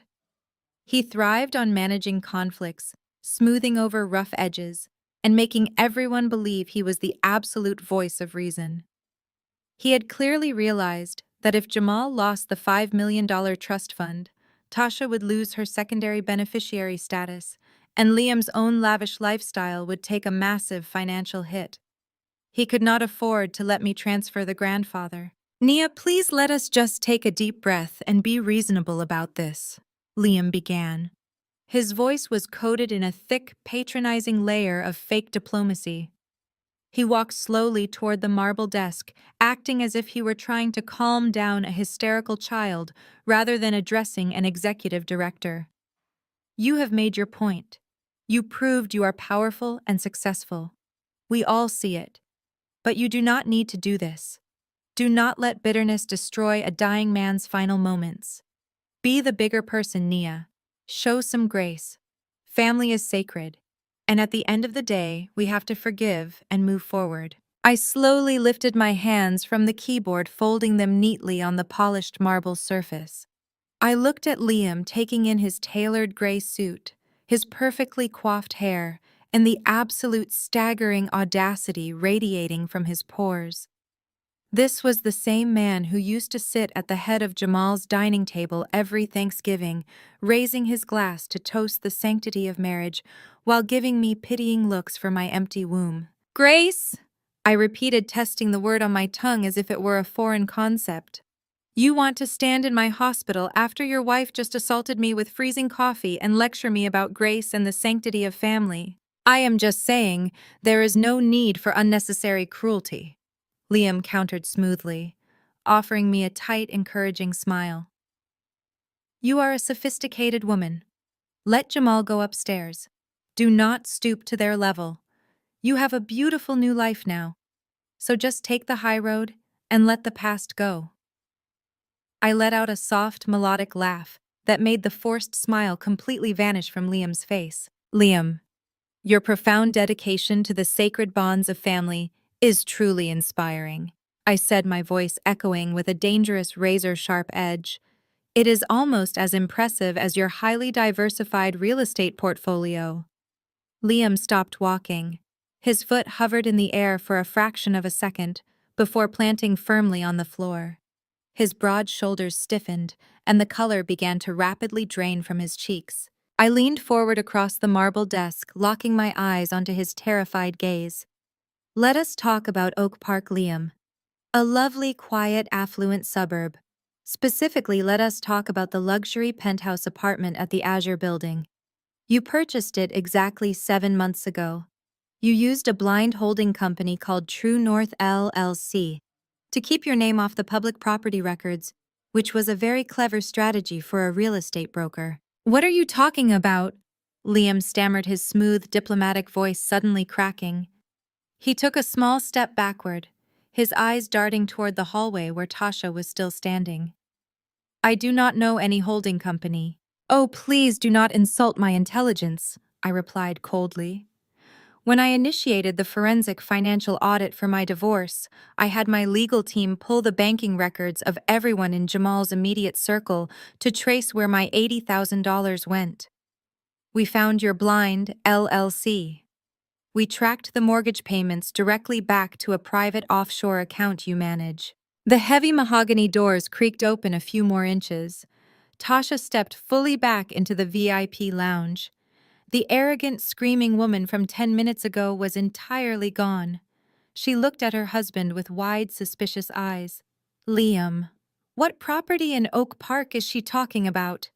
Tasha demanded, her voice trembling slightly. Liam whipped his head around, his face slick with a sudden sheen of nervous sweat. Tasha, baby, she is just making things up, he pleaded, holding his hands out toward his wife. She is trying to start trouble because she is angry at Jamal. It is just a corporate flip. It is a surprise investment property I was working on for our anniversary. I swear to you, it is just business. A corporate flip, I echoed loudly, slicing right through his pathetic, desperate lie. That is a fascinating business strategy, Liam, because most corporate flips do not require fully furnishing the master bedroom with imported Italian silk sheets. They also do not typically feature a massive walk-in closet entirely stocked with expensive custom-tailored women's clothing. Clothing that happens to be exactly 3 sizes smaller than your wife's current dress size. Tasha gasped sharply, her hand flying up to cover her mouth. She stared at Liam, her eyes widening in pure horror as the terrifying reality of my words began to sink in. "Shut up!" Liam yelled, dropping his mediator persona entirely. His face twisted into a mask of pure panic. "You are lying. You do not know anything. You are just a bitter, jealous woman trying to destroy everyone around you." I did not raise my voice. I simply let the undeniable weight of the facts do the destroying for me. "It is amazing how dedicated you are to your real estate flips, Liam," I continued effortlessly. "You manage to do renovations there every single Tuesday and Thursday evening without fail. You tell Tasha you are working late at the brokerage firm, but your car is conveniently parked in the Azure Building's private underground garage. But do you want to know the most interesting data point of all? Liam was practically hyperventilating now. He looked around the room as if searching for a place to hide, but there was nowhere to go. Jamal and Kiara were watching the destruction unfold in stunned silence, temporarily forgetting their own disastrous predicament. As the executive director of medical data analytics, I have access to the emergency contact registries for the entire hospital network, I stated clearly, letting every single syllable land with maximum impact. A few weeks ago, a very specific female patient came in for a routine prenatal consultation. Under her primary emergency contact, she did not list a husband or a boyfriend. She listed you, Liam. And she listed the exact address of that luxury penthouse in Oak Park as her primary residence. Tasha let out a guttural, agonizing sound. It was the sound of a woman whose entire perfect, curated universe had just been shattered into a million pieces. She lunged forward, grabbing Liam by the lapels of his expensive gray suit.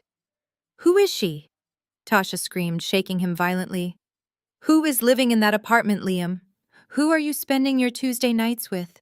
Tell me the truth right now." Liam stumbled backward, desperately trying to peel Tasha's hands off his ruined suit. "Tasha, please calm down. Let us go home and talk about this. She is manipulating you. She is trying to tear our family apart." "I am not tearing anything apart," I said quietly, watching the chaotic, miserable scene play out in front of me. "I am simply turning on the lights so you can all finally see the filth you have been living in." "You wanted to lecture me about grace and honesty, Liam. Well, here is your honesty." Tasha released her grip on his suit and took a staggering step backward. Tears were streaming down her face, completely ruining her expensive makeup. She looked at the man she had proudly flaunted for years, the man she used as a weapon to make me feel inadequate, and she finally saw the cowardly, cheating hypocrite standing underneath the tailored clothes. "I am going to divorce you," Tasha sobbed, pointing a shaking finger at his chest. "I am going to take every single penny you have. I am going to ruin your life." Liam looked completely destroyed. The smooth, confident real estate broker was gone, replaced by a terrified man who had just lost his marriage, his reputation, and his access to the family trust fund in less than 5 minutes. He could not look at Tasha, he could not look at Jamal, and he certainly could not look at me. I folded my arms across my chest, feeling a deep, profound sense of satisfaction settling into my bones. The dominoes were falling exactly as I had calculated. Liam and Tasha were too busy imploding to offer any support to Jamal. The so-called perfect family was eating itself alive right in the middle of my hospital lounge. But I was not finished yet. The appetizer had been served and the hypocrite had been thoroughly exposed. It was time for the main course. It was time to deal with the quiet, trembling woman clutching the $5 million baby in the corner of the room. Kiara took a staggering step backward, her spine hitting the floor-to-ceiling glass window with a heavy thud. The child in her arms began to cry even louder, but she had completely lost the ability to soothe him.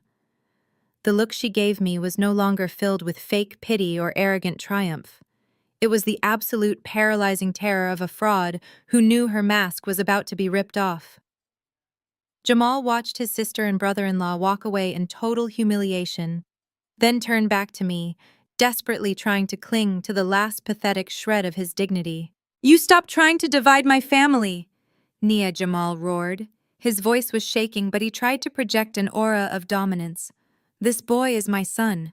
He is the legal heir to the $5 million trust fund.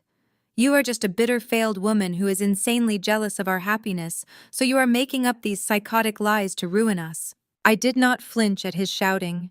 I took one slow, deliberate step forward, forcing Jamal to look directly into my terrifyingly calm eyes. My meticulous nature as a data analyst taught me that the universe's most cruel jokes always come down to cold, hard numbers. "Jamal, you have always beaten your chest and bragged to the world about your unmatched masculinity," I said, my voice dropping to a low, resonant pitch that echoed across the lounge. "But do you remember the summer 2 years ago? when we quietly visited that highly confidential men's fertility clinic in the suburbs after our third failed round of artificial insemination. You were far too arrogant to go pick up your own lab results. You were too busy playing 18 holes of golf with your corporate partners, so you ordered me to go fetch the paperwork alone. That specific moment flashed into my mind with absolute clarity, as if it had just happened yesterday. I remembered sitting in the specialist's office holding the heavily sealed, highly confidential envelope with your name printed on it. When I opened that paper, my entire world collapsed. Not for me, but for you. The chromosomal analysis report stated in bold, undeniable terms that you suffered from a Y chromosome microdeletion. It caused complete irreversible genetic sterility. The doctor looked at me with deep sympathy and gently explained that my husband was 100% sterile. He told me you possessed absolutely zero capacity to ever produce biological material, and modern medicine was completely powerless to fix it. I remembered walking out to the hospital parking lot, sitting behind the steering wheel of my car and sobbing uncontrollably because my heart broke for you.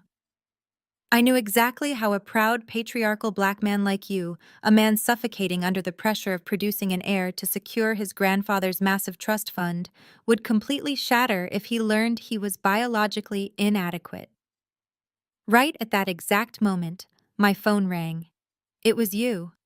You called me on speakerphone, bragging loudly to your golf buddies about how you just won your match, and boasting that your wife was definitely going to give you a strong baby boy very soon. Out of pure blinding love and a desperate desire to protect your incredibly fragile ego, I made the single most idiotic decision of my entire life. I tore that official medical report into tiny shreds and threw it directly into the hospital dumpster. I drove home, looked you dead in the eyes, and lied. I told you your results were absolutely perfect. I told you the failure was entirely my fault. I told you my body was defective and I needed more time for aggressive treatments. I willingly absorbed every single drop of toxic venom your family spewed at me. I sat in absolute silence when your mother called me a barren poison tree right in the middle of our Thanksgiving dinner. I bit my tongue and swallowed my tears when your sister threw glossy fertility brochures at my chest in front of our extended relatives. I turned myself into a willing scapegoat. I endured hundreds of agonizing, unnecessary hormone injections that absolutely ravaged my physical and mental health, all just to hide the humiliating truth that my husband was not a fully functioning man. I used my youth, my sanity, and my absolute dignity as a human shield to protect your fragile pride, Jamal. And how exactly did you repay my ultimate sacrifice? My voice tightened, dropping the last remaining ounce of warmth, replaced by pure, freezing steel. You took my protective lie, and you weaponized it against me. You broadcasted to the entire world that I was a useless, defective wife. You dragged Kiara, my supposed best friend, into our marital bed. You threw a divorce decree in my face without a second of hesitation because you truly believed she could give you the one biological miracle I supposedly could not. You casually stole $80,000 of my hard-earned savings to buy her a massive diamond, walking around town gloating that you had finally found your true love, who could secure your precious heir. I slowly turned my head to look at Kiara. She had collapsed into the velvet armchair, her face completely drained of blood, looking as though she was about to pass out. "Kiara, you knew this entire time, did you not?" I asked, my gaze pinning her to the chair like a pair of daggers. You were by my side through all those agonizing years. You held my hand while I cried. You knew I was taking the blame for Jamal. Yet you still went along with this incredibly psychotic plan. You looked him in the eye and convinced him that you magically got pregnant after just 1 month of sleeping together. You watched him beat his chest and brag about his unmatched virility while you knew with absolute scientific certainty that he was 100% sterile. Jamal stood completely paralyzed. The words I was speaking were like buckets of ice water being poured directly over his towering arrogance. He looked at me, then slowly turned his head to look at Kiara. His breathing became rapid, heavy, and erratic. "You are lying," Jamal stammered. His voice cracked, a high-pitched sound of pure, unadulterated terror escaping his throat. Nia, you are just making this up.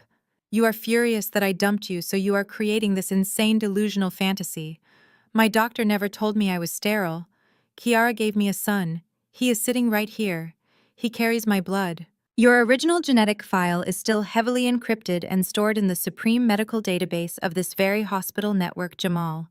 And as the executive director of medical data analytics, I personally authorized its decryption and verification at 6 o'clock this morning, I stated. I slowly reached into the inner pocket of my ruined blazer and pulled out a folded document bearing the bright red official seal of the Central Medical Board. This electronic certified copy contains the digital signature of the Chief Medical Counsel. It is absolutely impossible to forge, alter, or erase. Would you like me to read your exact pathetic biological markers out loud for everyone in this VIP lounge to hear? Kiara let out a loud, miserable sob. She practically threw herself forward, grabbing onto Jamal's suit jacket. Jamal, please, she wailed, tears streaming down her carefully contoured face. Do not listen to her. Let us just get out of here. He is your son, I swear. You are the only man I have ever loved. But her sheer absolute panic was the loudest confession in the room. The magnificent multi-million-dollar lie they had built to secure that trust fund had just ruptured directly beneath their feet. My secret weapon was not my administrative power. It was the freezing, clinical, indisputable reality of forensic medical science. The fraudulent father and the deceitful mistress were standing side by side, rapidly sinking into the most humiliating tragedy their family bloodline had ever seen. For a long, agonizing minute, the only sound in the VIP lounge was the heavy, ragged breathing of a man whose entire reality was violently fracturing. Jamal stared at the official medical seal on the document in my hand. His eyes darted back and forth across the bold black text, confirming his absolute sterility. I could physically see the cognitive dissonance short-circuiting his brain. His massive, fragile ego simply could not process the fact that his greatest pride, his unmatched masculinity, was a complete biological fiction. Then something entirely disturbing happened. Jamal threw his head back and laughed. It was not a normal laugh. It was a loud, booming, hysterical sound that echoed sharply off the marble walls. It was the frantic, desperate sound of a cornered animal trying to convince the predator that it was not afraid. He let go of Kiara's jacket, stepping away from her sobbing form, and clapped his hands together slowly in a mock applause. Wow, Jamal shouted, shaking his head in feigned disbelief. You really went all out for this performance, Nia. I have to hand it to you. You actually had me going for a second. You went into your little hospital database, abused your administrative privileges, and printed out a fake doctored medical document just to try and humiliate me in public. He turned around, gesturing widely to the security guards and the few remaining patrons who were watching the scene with morbid fascination. Look at this bitter woman, Jamal announced, his voice dripping with forced confidence. She is so insanely jealous that I left her. She is so entirely consumed by her own barren, empty existence that she is standing here committing corporate fraud. You expect me to believe this piece of paper. You expect me to look at a printout and suddenly believe that I am not a real man. I did not move a single muscle. I just stood there, letting him dig his grave deeper and deeper with every delusional word that spilled from his mouth. Jamal marched back over to Kiara. He aggressively snatched the baby boy from her trembling arms, ignoring her weak gasp of protest. The sudden jerky movement caused the child to start crying again, but Jamal did not care. He held the struggling, crying infant up in the air between us like a shiny, irrefutable trophy. Look at him, Nia, Jamal roared, thrusting the baby forward. Open your eyes and look at my son. You are standing there trying to tell me that I am sterile. You are trying to tell me this boy does not carry my blood. Are you blind or just completely psychotic? He looks exactly like my family. Jamal pulled the child closer to his chest, pointing a firm finger at the boy's tear-stained face. Look at his jawline. It is the exact same strong jawline my father has. Look at the shape of his brow. And his eyes. Look at those light hazel eyes, and these sandy, soft curls. Kiara and I did our research. My great-grandfather on my mother's side had those exact same light features. It is a recessive gene that runs deep in our proud black bloodline.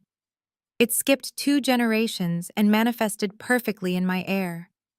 This boy is the undeniable living proof of my virility. He is the key to the $5 million trust fund, and absolutely no fake medical document you forged on a hospital printer is going to take that away from me. He was breathing heavily, a triumphant manic grin stretching across his face. He genuinely believed he had won. He had successfully rationalized away the cold, hard medical facts by clinging to a desperate, completely fabricated narrative about recessive genes and great-grandfathers. He looked at me, waiting for me to crumble, waiting for me to realize that his biological evidence was stronger than my administrative threats. The silence stretched on thick and suffocating. Kiara was weeping silently into her hands, entirely unable to look up. Marcus, the head of security, shifted slightly, ready to intervene if Jamal's aggressive posturing turned physical. I looked at the crying baby. For a brief, fleeting moment, a wave of genuine pity washed over me.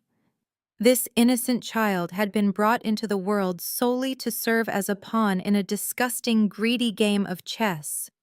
He was a tool, a prop, a $5 million lottery ticket manufactured by a deceitful woman and claimed by a delusional man. Then I shifted my gaze away from the child and locked eyes with Jamal. I let a warm, agreeable, and deeply terrifying smile spread across my face. "You know what, Jamal?" I said, my voice incredibly soft, dropping the harsh, authoritative tone I had used previously. I stepped closer to him, stopping just an arm's length away. "I have been looking at him very carefully since you strutted through those mahogany doors today. I have been analyzing his light hazel eyes. I have been studying those soft sandy curls and that distinctly sharp jawline." Jamal's triumphant smirk grew wider. He thought I was conceding. He thought his aggressive display had finally broken through my armor. "And for once in your miserable, arrogant life," I continued, my voice silky and agreeable, "you are absolutely 100% correct." Jamal let out a loud breath of relief, adjusting his grip on the baby. "I told you," he muttered smugly. "You cannot fight genetics, Nia. The truth is right in front of your face." "Oh, the truth is definitely right in front of my face," I agreed, my smile sharpening into a lethal weapon. "He does look exactly like someone in your family, Jamal. The resemblance is actually quite staggering once you know exactly what you are looking for." Jamal frowned, a sudden spark of confusion breaking through his arrogance. His eyes narrowed as he tried to process my sudden change in demeanor. "What are you talking about?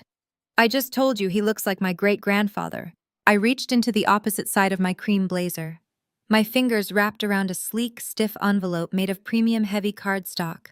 "The thing about being a data analyst, Jamal, is that we do not rely on old family legends or convenient stories about recessive traits skipping generations," I explained smoothly, pulling the envelope from my pocket.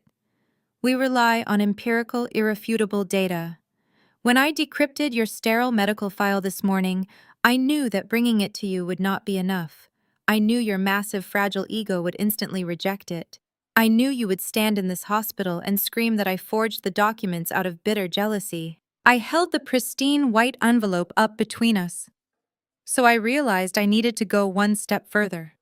I did not just need to prove that you were not the father. I needed to prove exactly whose son Kiara was using to secure your dying grandfather's millions. Kiara let out a choked, horrific gasp. She scrambled up from the velvet armchair, her legs shaking so violently she could barely stand. "Nia. No," she screamed, lunging forward with her hand outstretched. "Please, I am begging you, do not do this." "Stay back," Marcus barked, stepping instantly between Kiara and me, his massive frame blocking her path entirely. Kiara collapsed to her knees on the marble floor, sobbing hysterically, burying her face in her hands as her entire world prepared to detonate. Jamal stared at the envelope in my hand. The manic confidence he had displayed just moments ago evaporated completely. His eyes were wide, fixed on the thick paper, as if it were a loaded gun pointed directly at his chest. "What is that?" Jamal whispered, his voice trembling so badly he could barely push the words past his lips. This, I said, slowly breaking the wax seal on the back of the envelope, is the ultimate consequence of underestimating the woman you threw away. I pulled out a crisp, brightly colored laboratory report from an independent, highly accredited forensic genetics facility in downtown Chicago. I unfolded it carefully, making sure the official watermarks caught the bright hospital lights. When you brought the baby to the hospital last week for his routine pediatric checkup, Kiara casually threw his used plastic pacifier into the lobby trash can, I explained, keeping my eyes locked onto his terrified face. And when your brother-in-law Liam came to visit the facility 3 days later, he carelessly left his unwashed coffee cup sitting on the reception desk. Jamal stopped breathing. His entire body went rigid. The baby in his arms shifted, letting out a soft coo. But Jamal did not even blink. He was paralyzed by the names I had just spoken. It cost me $2,000 out of pocket to have an expedited priority DNA comparison run by a private forensic lab, I stated, holding the paper up so the bold black percentages were clearly visible to him. But considering it provides the final glorious nail in your coffin, I consider it the best investment I have ever made. I took a step closer, leaving absolutely zero space for denial, zero space for delusion, and zero space for escape. You are right, Jamal. He does carry the distinct traits of someone in your family, but they are not recessive genes from your black great-grandfather. I paused, letting the silence stretch tightly before dropping the ultimate earth-shattering truth. They are the dominant, undeniable genes of a white real estate broker. The words hung in the air, absolute and lethal. Jamal stood perfectly rigid, staring at the forensic DNA report in my hand, as if the bold black letters were written in a language he suddenly could not comprehend. His eyes tracked the line that read 99.9% probability of paternity. He looked at the name printed clearly under the designated father section, Liam Vance. The physical reaction was immediate and violent. Jamal took a staggering, uncoordinated step backward, his knees buckled slightly, unable to support the weight of his collapsing reality. He looked down at the baby in his arms, the child with the sandy, soft curls, the child with the light hazel eyes, the child he had just spent the last 5 minutes parading around as the ultimate proof of his black masculinity and the sole savior of his family's $5 million legacy. "He is not mine," Jamal whispered. The sound was barely human. It was a hollow scraping noise stripped of every single ounce of the booming arrogance he had possessed just moments ago. "He is white. He is Liam's son." I stepped closer, refusing to give him a single second to catch his breath. "You wanted a medical miracle, Jamal," I said, my voice echoing with relentless precision. "But all you got was a very desperate woman and a cowardly real estate broker who needed a convenient place to hide his illegitimate child." Kiara let out a gut-wrenching wail from the marble floor. She curled into a tight ball, wrapping her arms around her head, completely unable to face the man she had manipulated with such terrifying perfection. "Let us talk about your timeline." I continued pacing slowly around him, trapping him in the undeniable logic of his own destruction. "You bragged that Kiara got pregnant just 1 month after you left me. You called it divine intervention. You called it true love. But biology does not care about your poetic delusions. Kiara was already pregnant before I even signed the divorce papers. She and your brother-in-law had been carrying on a passionate affair right under Tasha's nose for nearly a year." Jamal's head snapped up, his eyes wide and bloodshot. He looked at Kiara, his jaw trembling violently. "You—" He choked out, his voice cracking. "You and Liam." "Oh, it gets so much better, Jamal," I interjected smoothly. "Liam is a man who loves his luxurious lifestyle. He loves the expensive cars, the tailored suits, and the massive bank accounts that come with being married to your sister." When Kiara told him she was pregnant, Liam panicked. He knew Tasha would divorce him and leave him with absolutely nothing. He could not afford a scandal, and Kiara certainly could not afford to raise a child on a receptionist's salary. They needed a scapegoat. They needed a wealthy, arrogant fool who was so desperate to secure a trust fund that he would believe absolutely anything. I pointed a perfectly manicured finger right at his chest. They chose you, Jamal. They chose you because they knew you were sterile even if you refused to accept it yourself. They knew you were so desperate to secure that $5 million trust fund that you would ignore every single red flag. Kiara fed you that ridiculous story about your great-grandfather's recessive genes, and you ate it right out of the palm of her hand. You wanted so badly to believe you were a virile, powerful man that you completely ignored the fact that the boy in your arms is the spitting image of the white man sitting across from you at every family gathering. Liam smiled in your face, ate the food your mother cooked, and secretly laughed at you while you proudly raised his bastard son. Jamal looked down at the baby again. The child looked back at him, blinking innocently. The sandy curls, the shape of the jaw, the light eyes. It was all there. Every feature he had proudly claimed as his own was a direct, undeniable copy of the man who had married his sister. You paid $80,000 for a stolen diamond ring to propose to a woman who was using you as a human shield, I stated, ensuring every word cut straight to the bone. You drained our joint savings account, you destroyed our marriage, and you humiliated me in front of your entire family, all to claim a child that was created by the very brother-in-law you despise. Jamal slowly lowered the baby. His hands were shaking so violently that for a terrifying second I thought he might drop the child. Marcus immediately stepped forward, his posture alert, ready to intervene. But Jamal simply placed the confused, crying infant onto the plush velvet armchair next to him. He pulled his hands back quickly, staring at the baby as if the child had suddenly caught fire. He turned his gaze down to Kiara. She was still sobbing on the floor, her makeup completely ruined, her pastel floral dress wrinkled and stained. "Tell me it is a lie," Jamal demanded. His voice was no longer a whisper. It was a guttural, terrifying roar that shook the glass windows of the VIP lounge. "Tell me she is lying, Kiara. Tell me this is my son." Kiara flinched, curling tighter into herself. She shook her head frantically, unable to form a coherent sentence. "I am sorry," she sobbed, her voice muffled against the marble floor. "I am so sorry, Jamal. We did not know what else to do. I was scared. Liam said he would handle it. He said you would never find out." Her confession hung in the air, a definitive, inescapable death sentence to Jamal's entire world. He stumbled backward, grabbing the edge of the marble table to keep himself from collapsing. The reality of his situation was finally crashing down on him with the full, devastating force of a freight train. He had no son. He had no biological heir. He had no true love. And worst of all, he had absolutely no claim to the $5 million trust fund.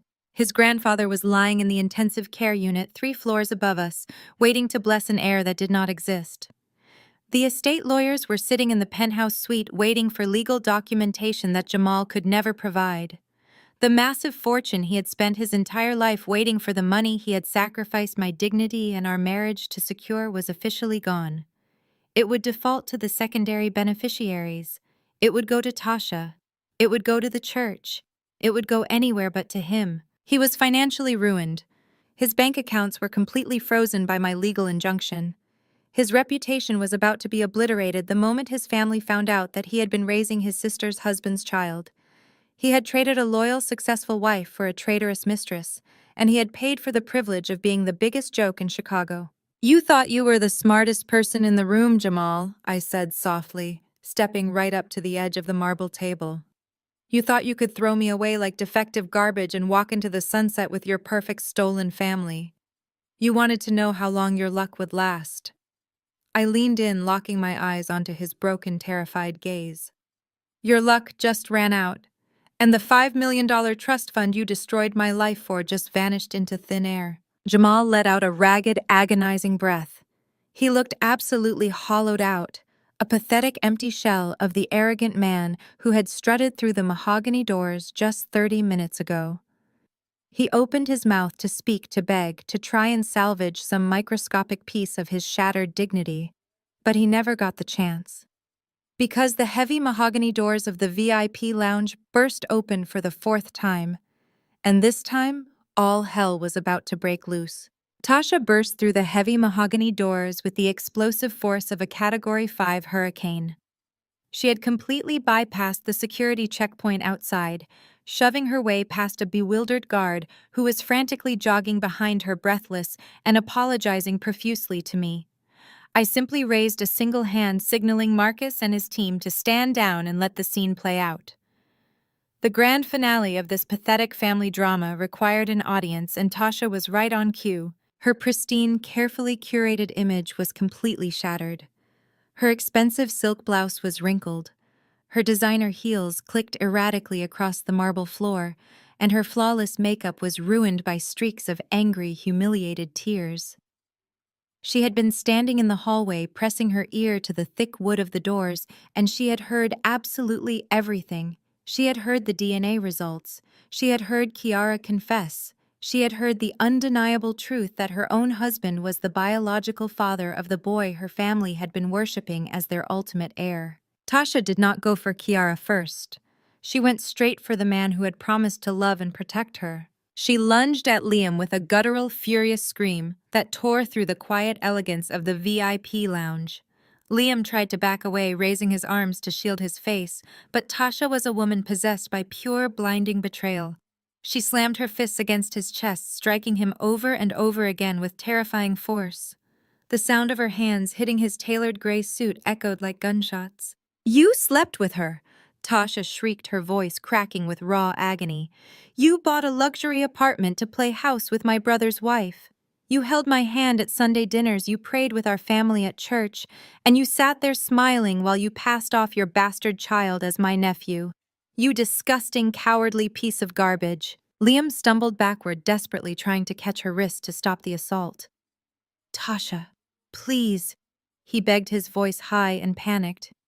"You do not understand. It meant nothing. She came on to me.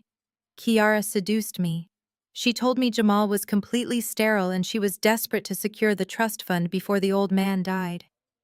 She said if I gave her a child, we could take a cut of the $5 million and disappear. She manipulated me, Tasha. I swear to God I never loved her." From her crumpled position on the floor, Kiara let out a furious, indignant screech. She scrambled to her knees, pointing a shaking finger at Liam. "You lying coward," Kiara screamed, completely abandoning her fragile, victimized persona.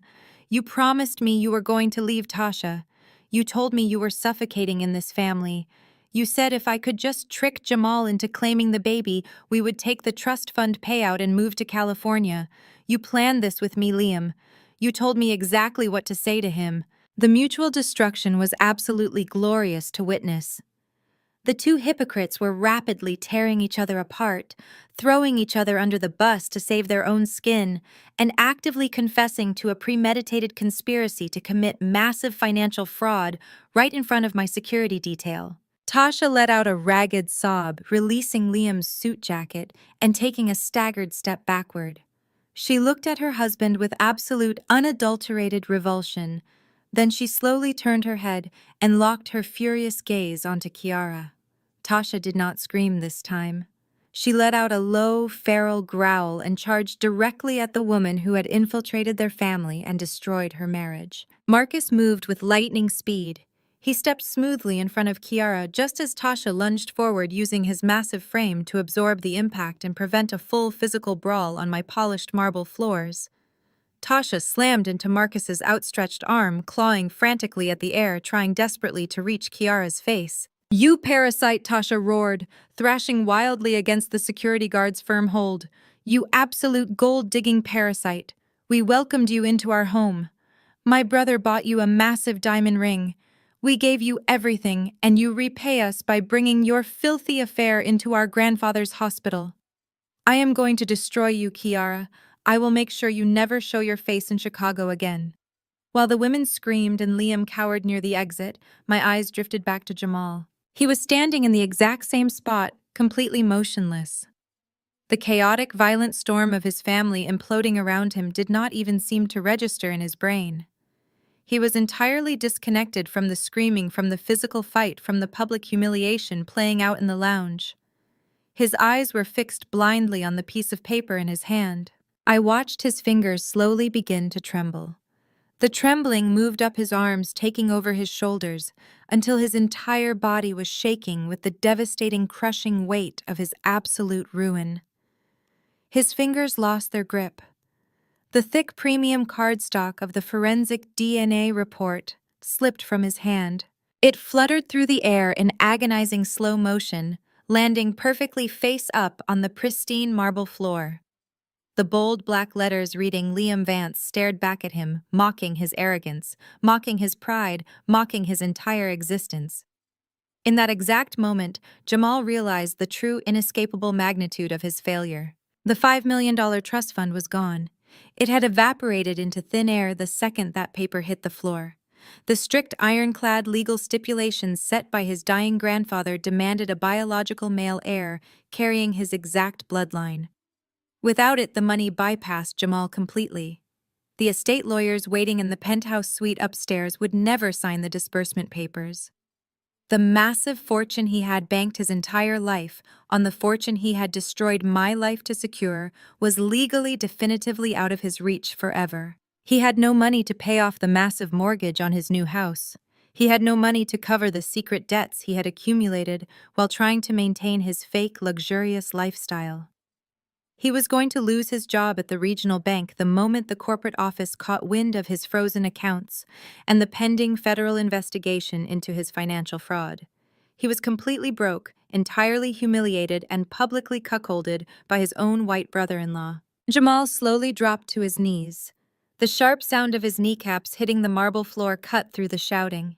He stared blankly at the spilled coffee, the shattered baby bottle, and the DNA report resting by his expensive Italian leather shoes.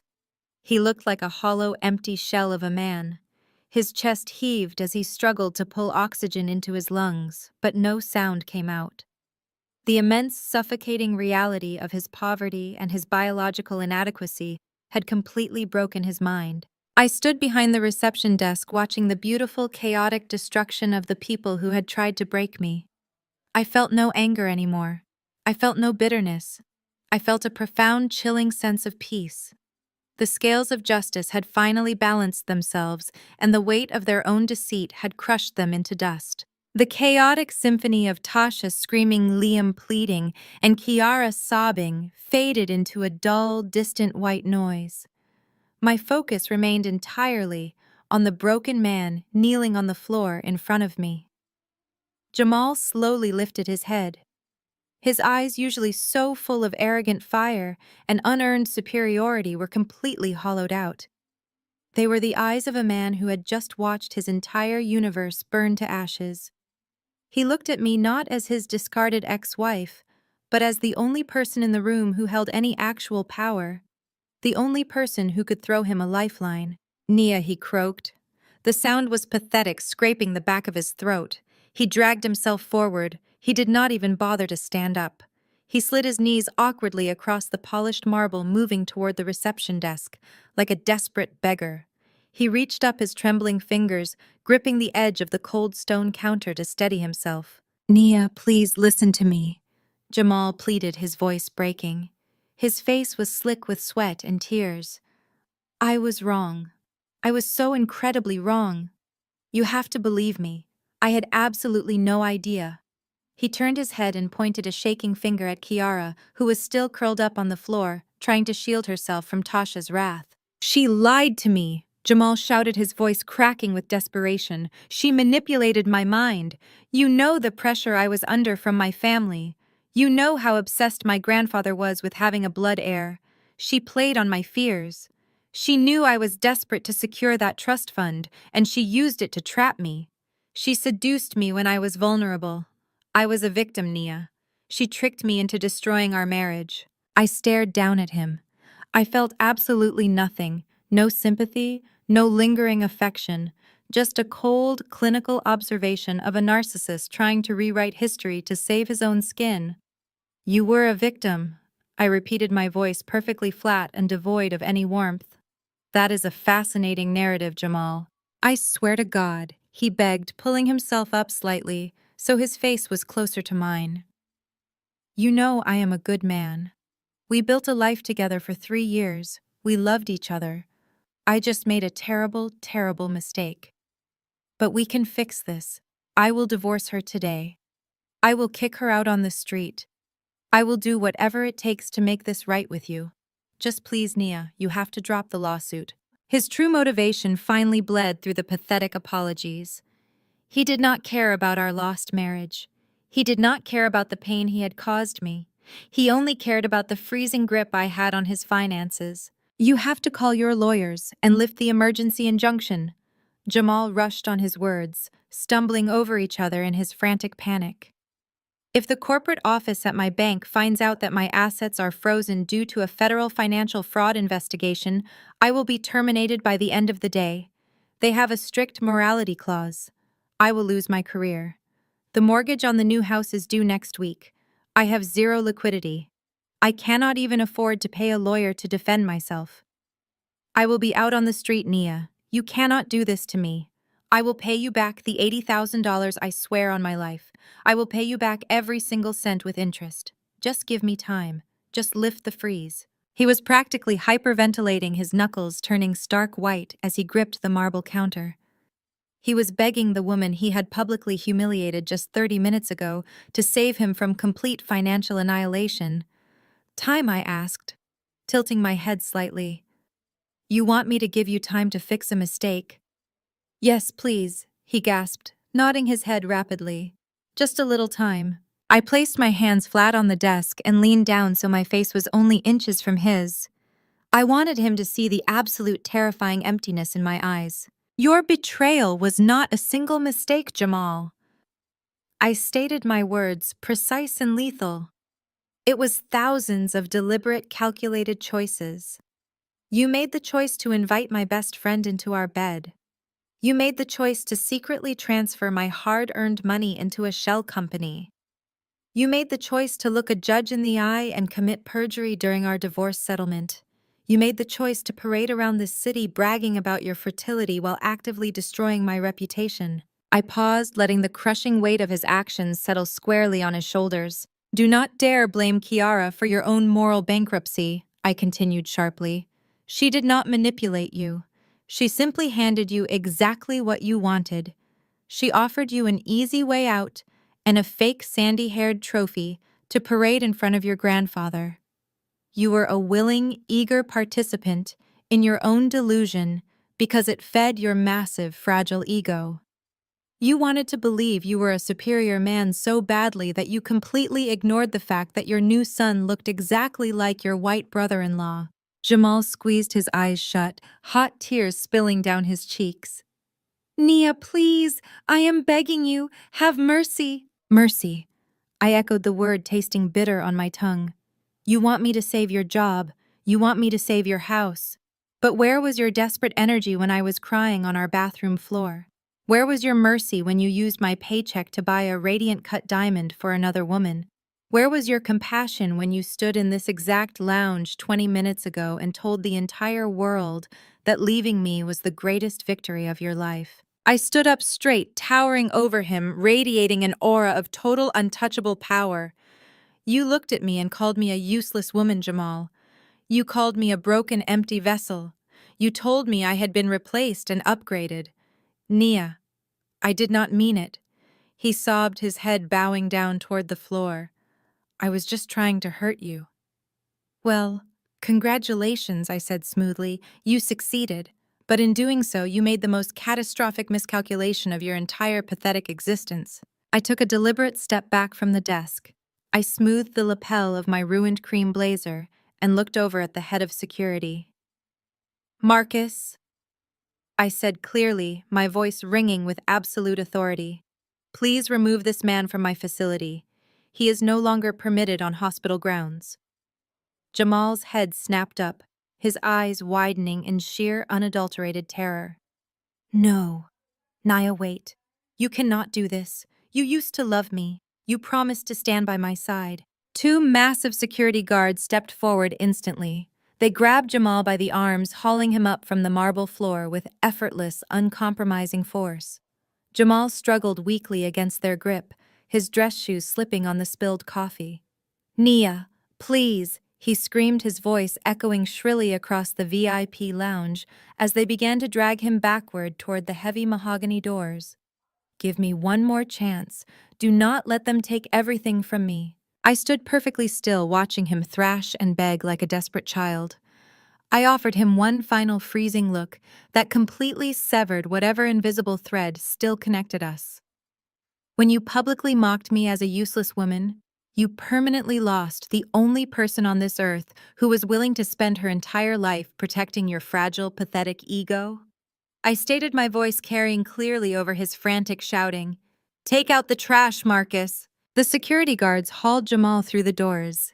His desperate pleas were cut off abruptly as the heavy wood swung shut behind him, sealing his fate and locking him out of my world forever.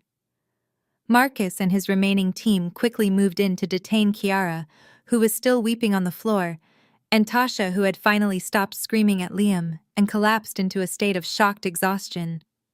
Within 60 seconds, the entire toxic circus was forcefully escorted out of the VIP wing, leaving the lounge beautifully, blissfully quiet. The heavy mahogany doors clicked shut, and the absolute silence that washed over the VIP lounge was the most beautiful sound I had ever heard. The toxic parasitic circus that had drained my energy for 3 agonizing years was finally gone, permanently excised from my life. A diligent maintenance worker quietly arrived to clean up the spilled coffee and the shattered plastic of Kiara's baby bottle, wiping away the very last physical traces of their pathetic existence. I walked back to my table, picked up my digital tablet, and took a deep, cleansing breath. The suffocating weight of Jamal's fragile ego, his family's relentless judgment, and the desperate need to prove my worth to people who were fundamentally broken had completely vanished. Later that evening, I sat alone in my corner executive office on the top floor of the hospital. The city lights of Chicago stretched out beneath me, a sprawling, glittering ocean of infinite possibilities. I poured myself a glass of a bold, rich Cabernet Sauvignon, the deep red liquid catching the ambient light of the room. I walked over to the floor-to-ceiling window, leaning back slightly to take in the spectacular view. Jamal had wanted to break me today. He wanted to parade his stolen child and his purchased mistress in front of me to prove that a woman who cannot bear children is a woman devoid of value. Society so often tries to push that exact same narrative, attempting to reduce a woman's entire worth to the functionality of her reproductive organs. They tell us that if we do not fit into the perfect traditional mold of motherhood and submissive wifehood, our careers, our intellect, and our independence are somehow meaningless consolations. But as I took a slow, deliberate sip of my wine, a serene smile spread across my face. My barren reality, the very thing they used to torment me, was not a curse. It was my ultimate salvation. It was the impenetrable shield that saved me from being permanently tied to a weak, deceitful man and his manipulative, greedy bloodline. If I had given Jamal a child, I would have spent the rest of my life tethered to a family of leeches. Instead, I was completely free. I did not need a $5 million trust fund to validate my existence. I did not need to forge medical documents or steal from my partner to build a life of luxury. I built my empire with my own 2 hands, fueled by sleepless nights, relentless ambition, and an intellect that no man could ever intimidate or diminish. I am the executive director. I hold the keys to my own castle, and I decide exactly who is granted access to my peace. Letting go of a parasitic family is not a tragedy. It is the ultimate act of self-preservation. You do not owe your loyalty to people who only view you as a stepping stone or a scapegoat. You owe your loyalty to your own future. I took one final sip of my wine, the rich flavor grounding me in the absolute perfection of the present moment. The lens of my life is no longer focused on the trauma of my past. It is pulling back, revealing a woman who stands entirely on her own, surrounded by the towering success she built from the ashes of their betrayal. I am whole, I am powerful, and I am finally beautifully free.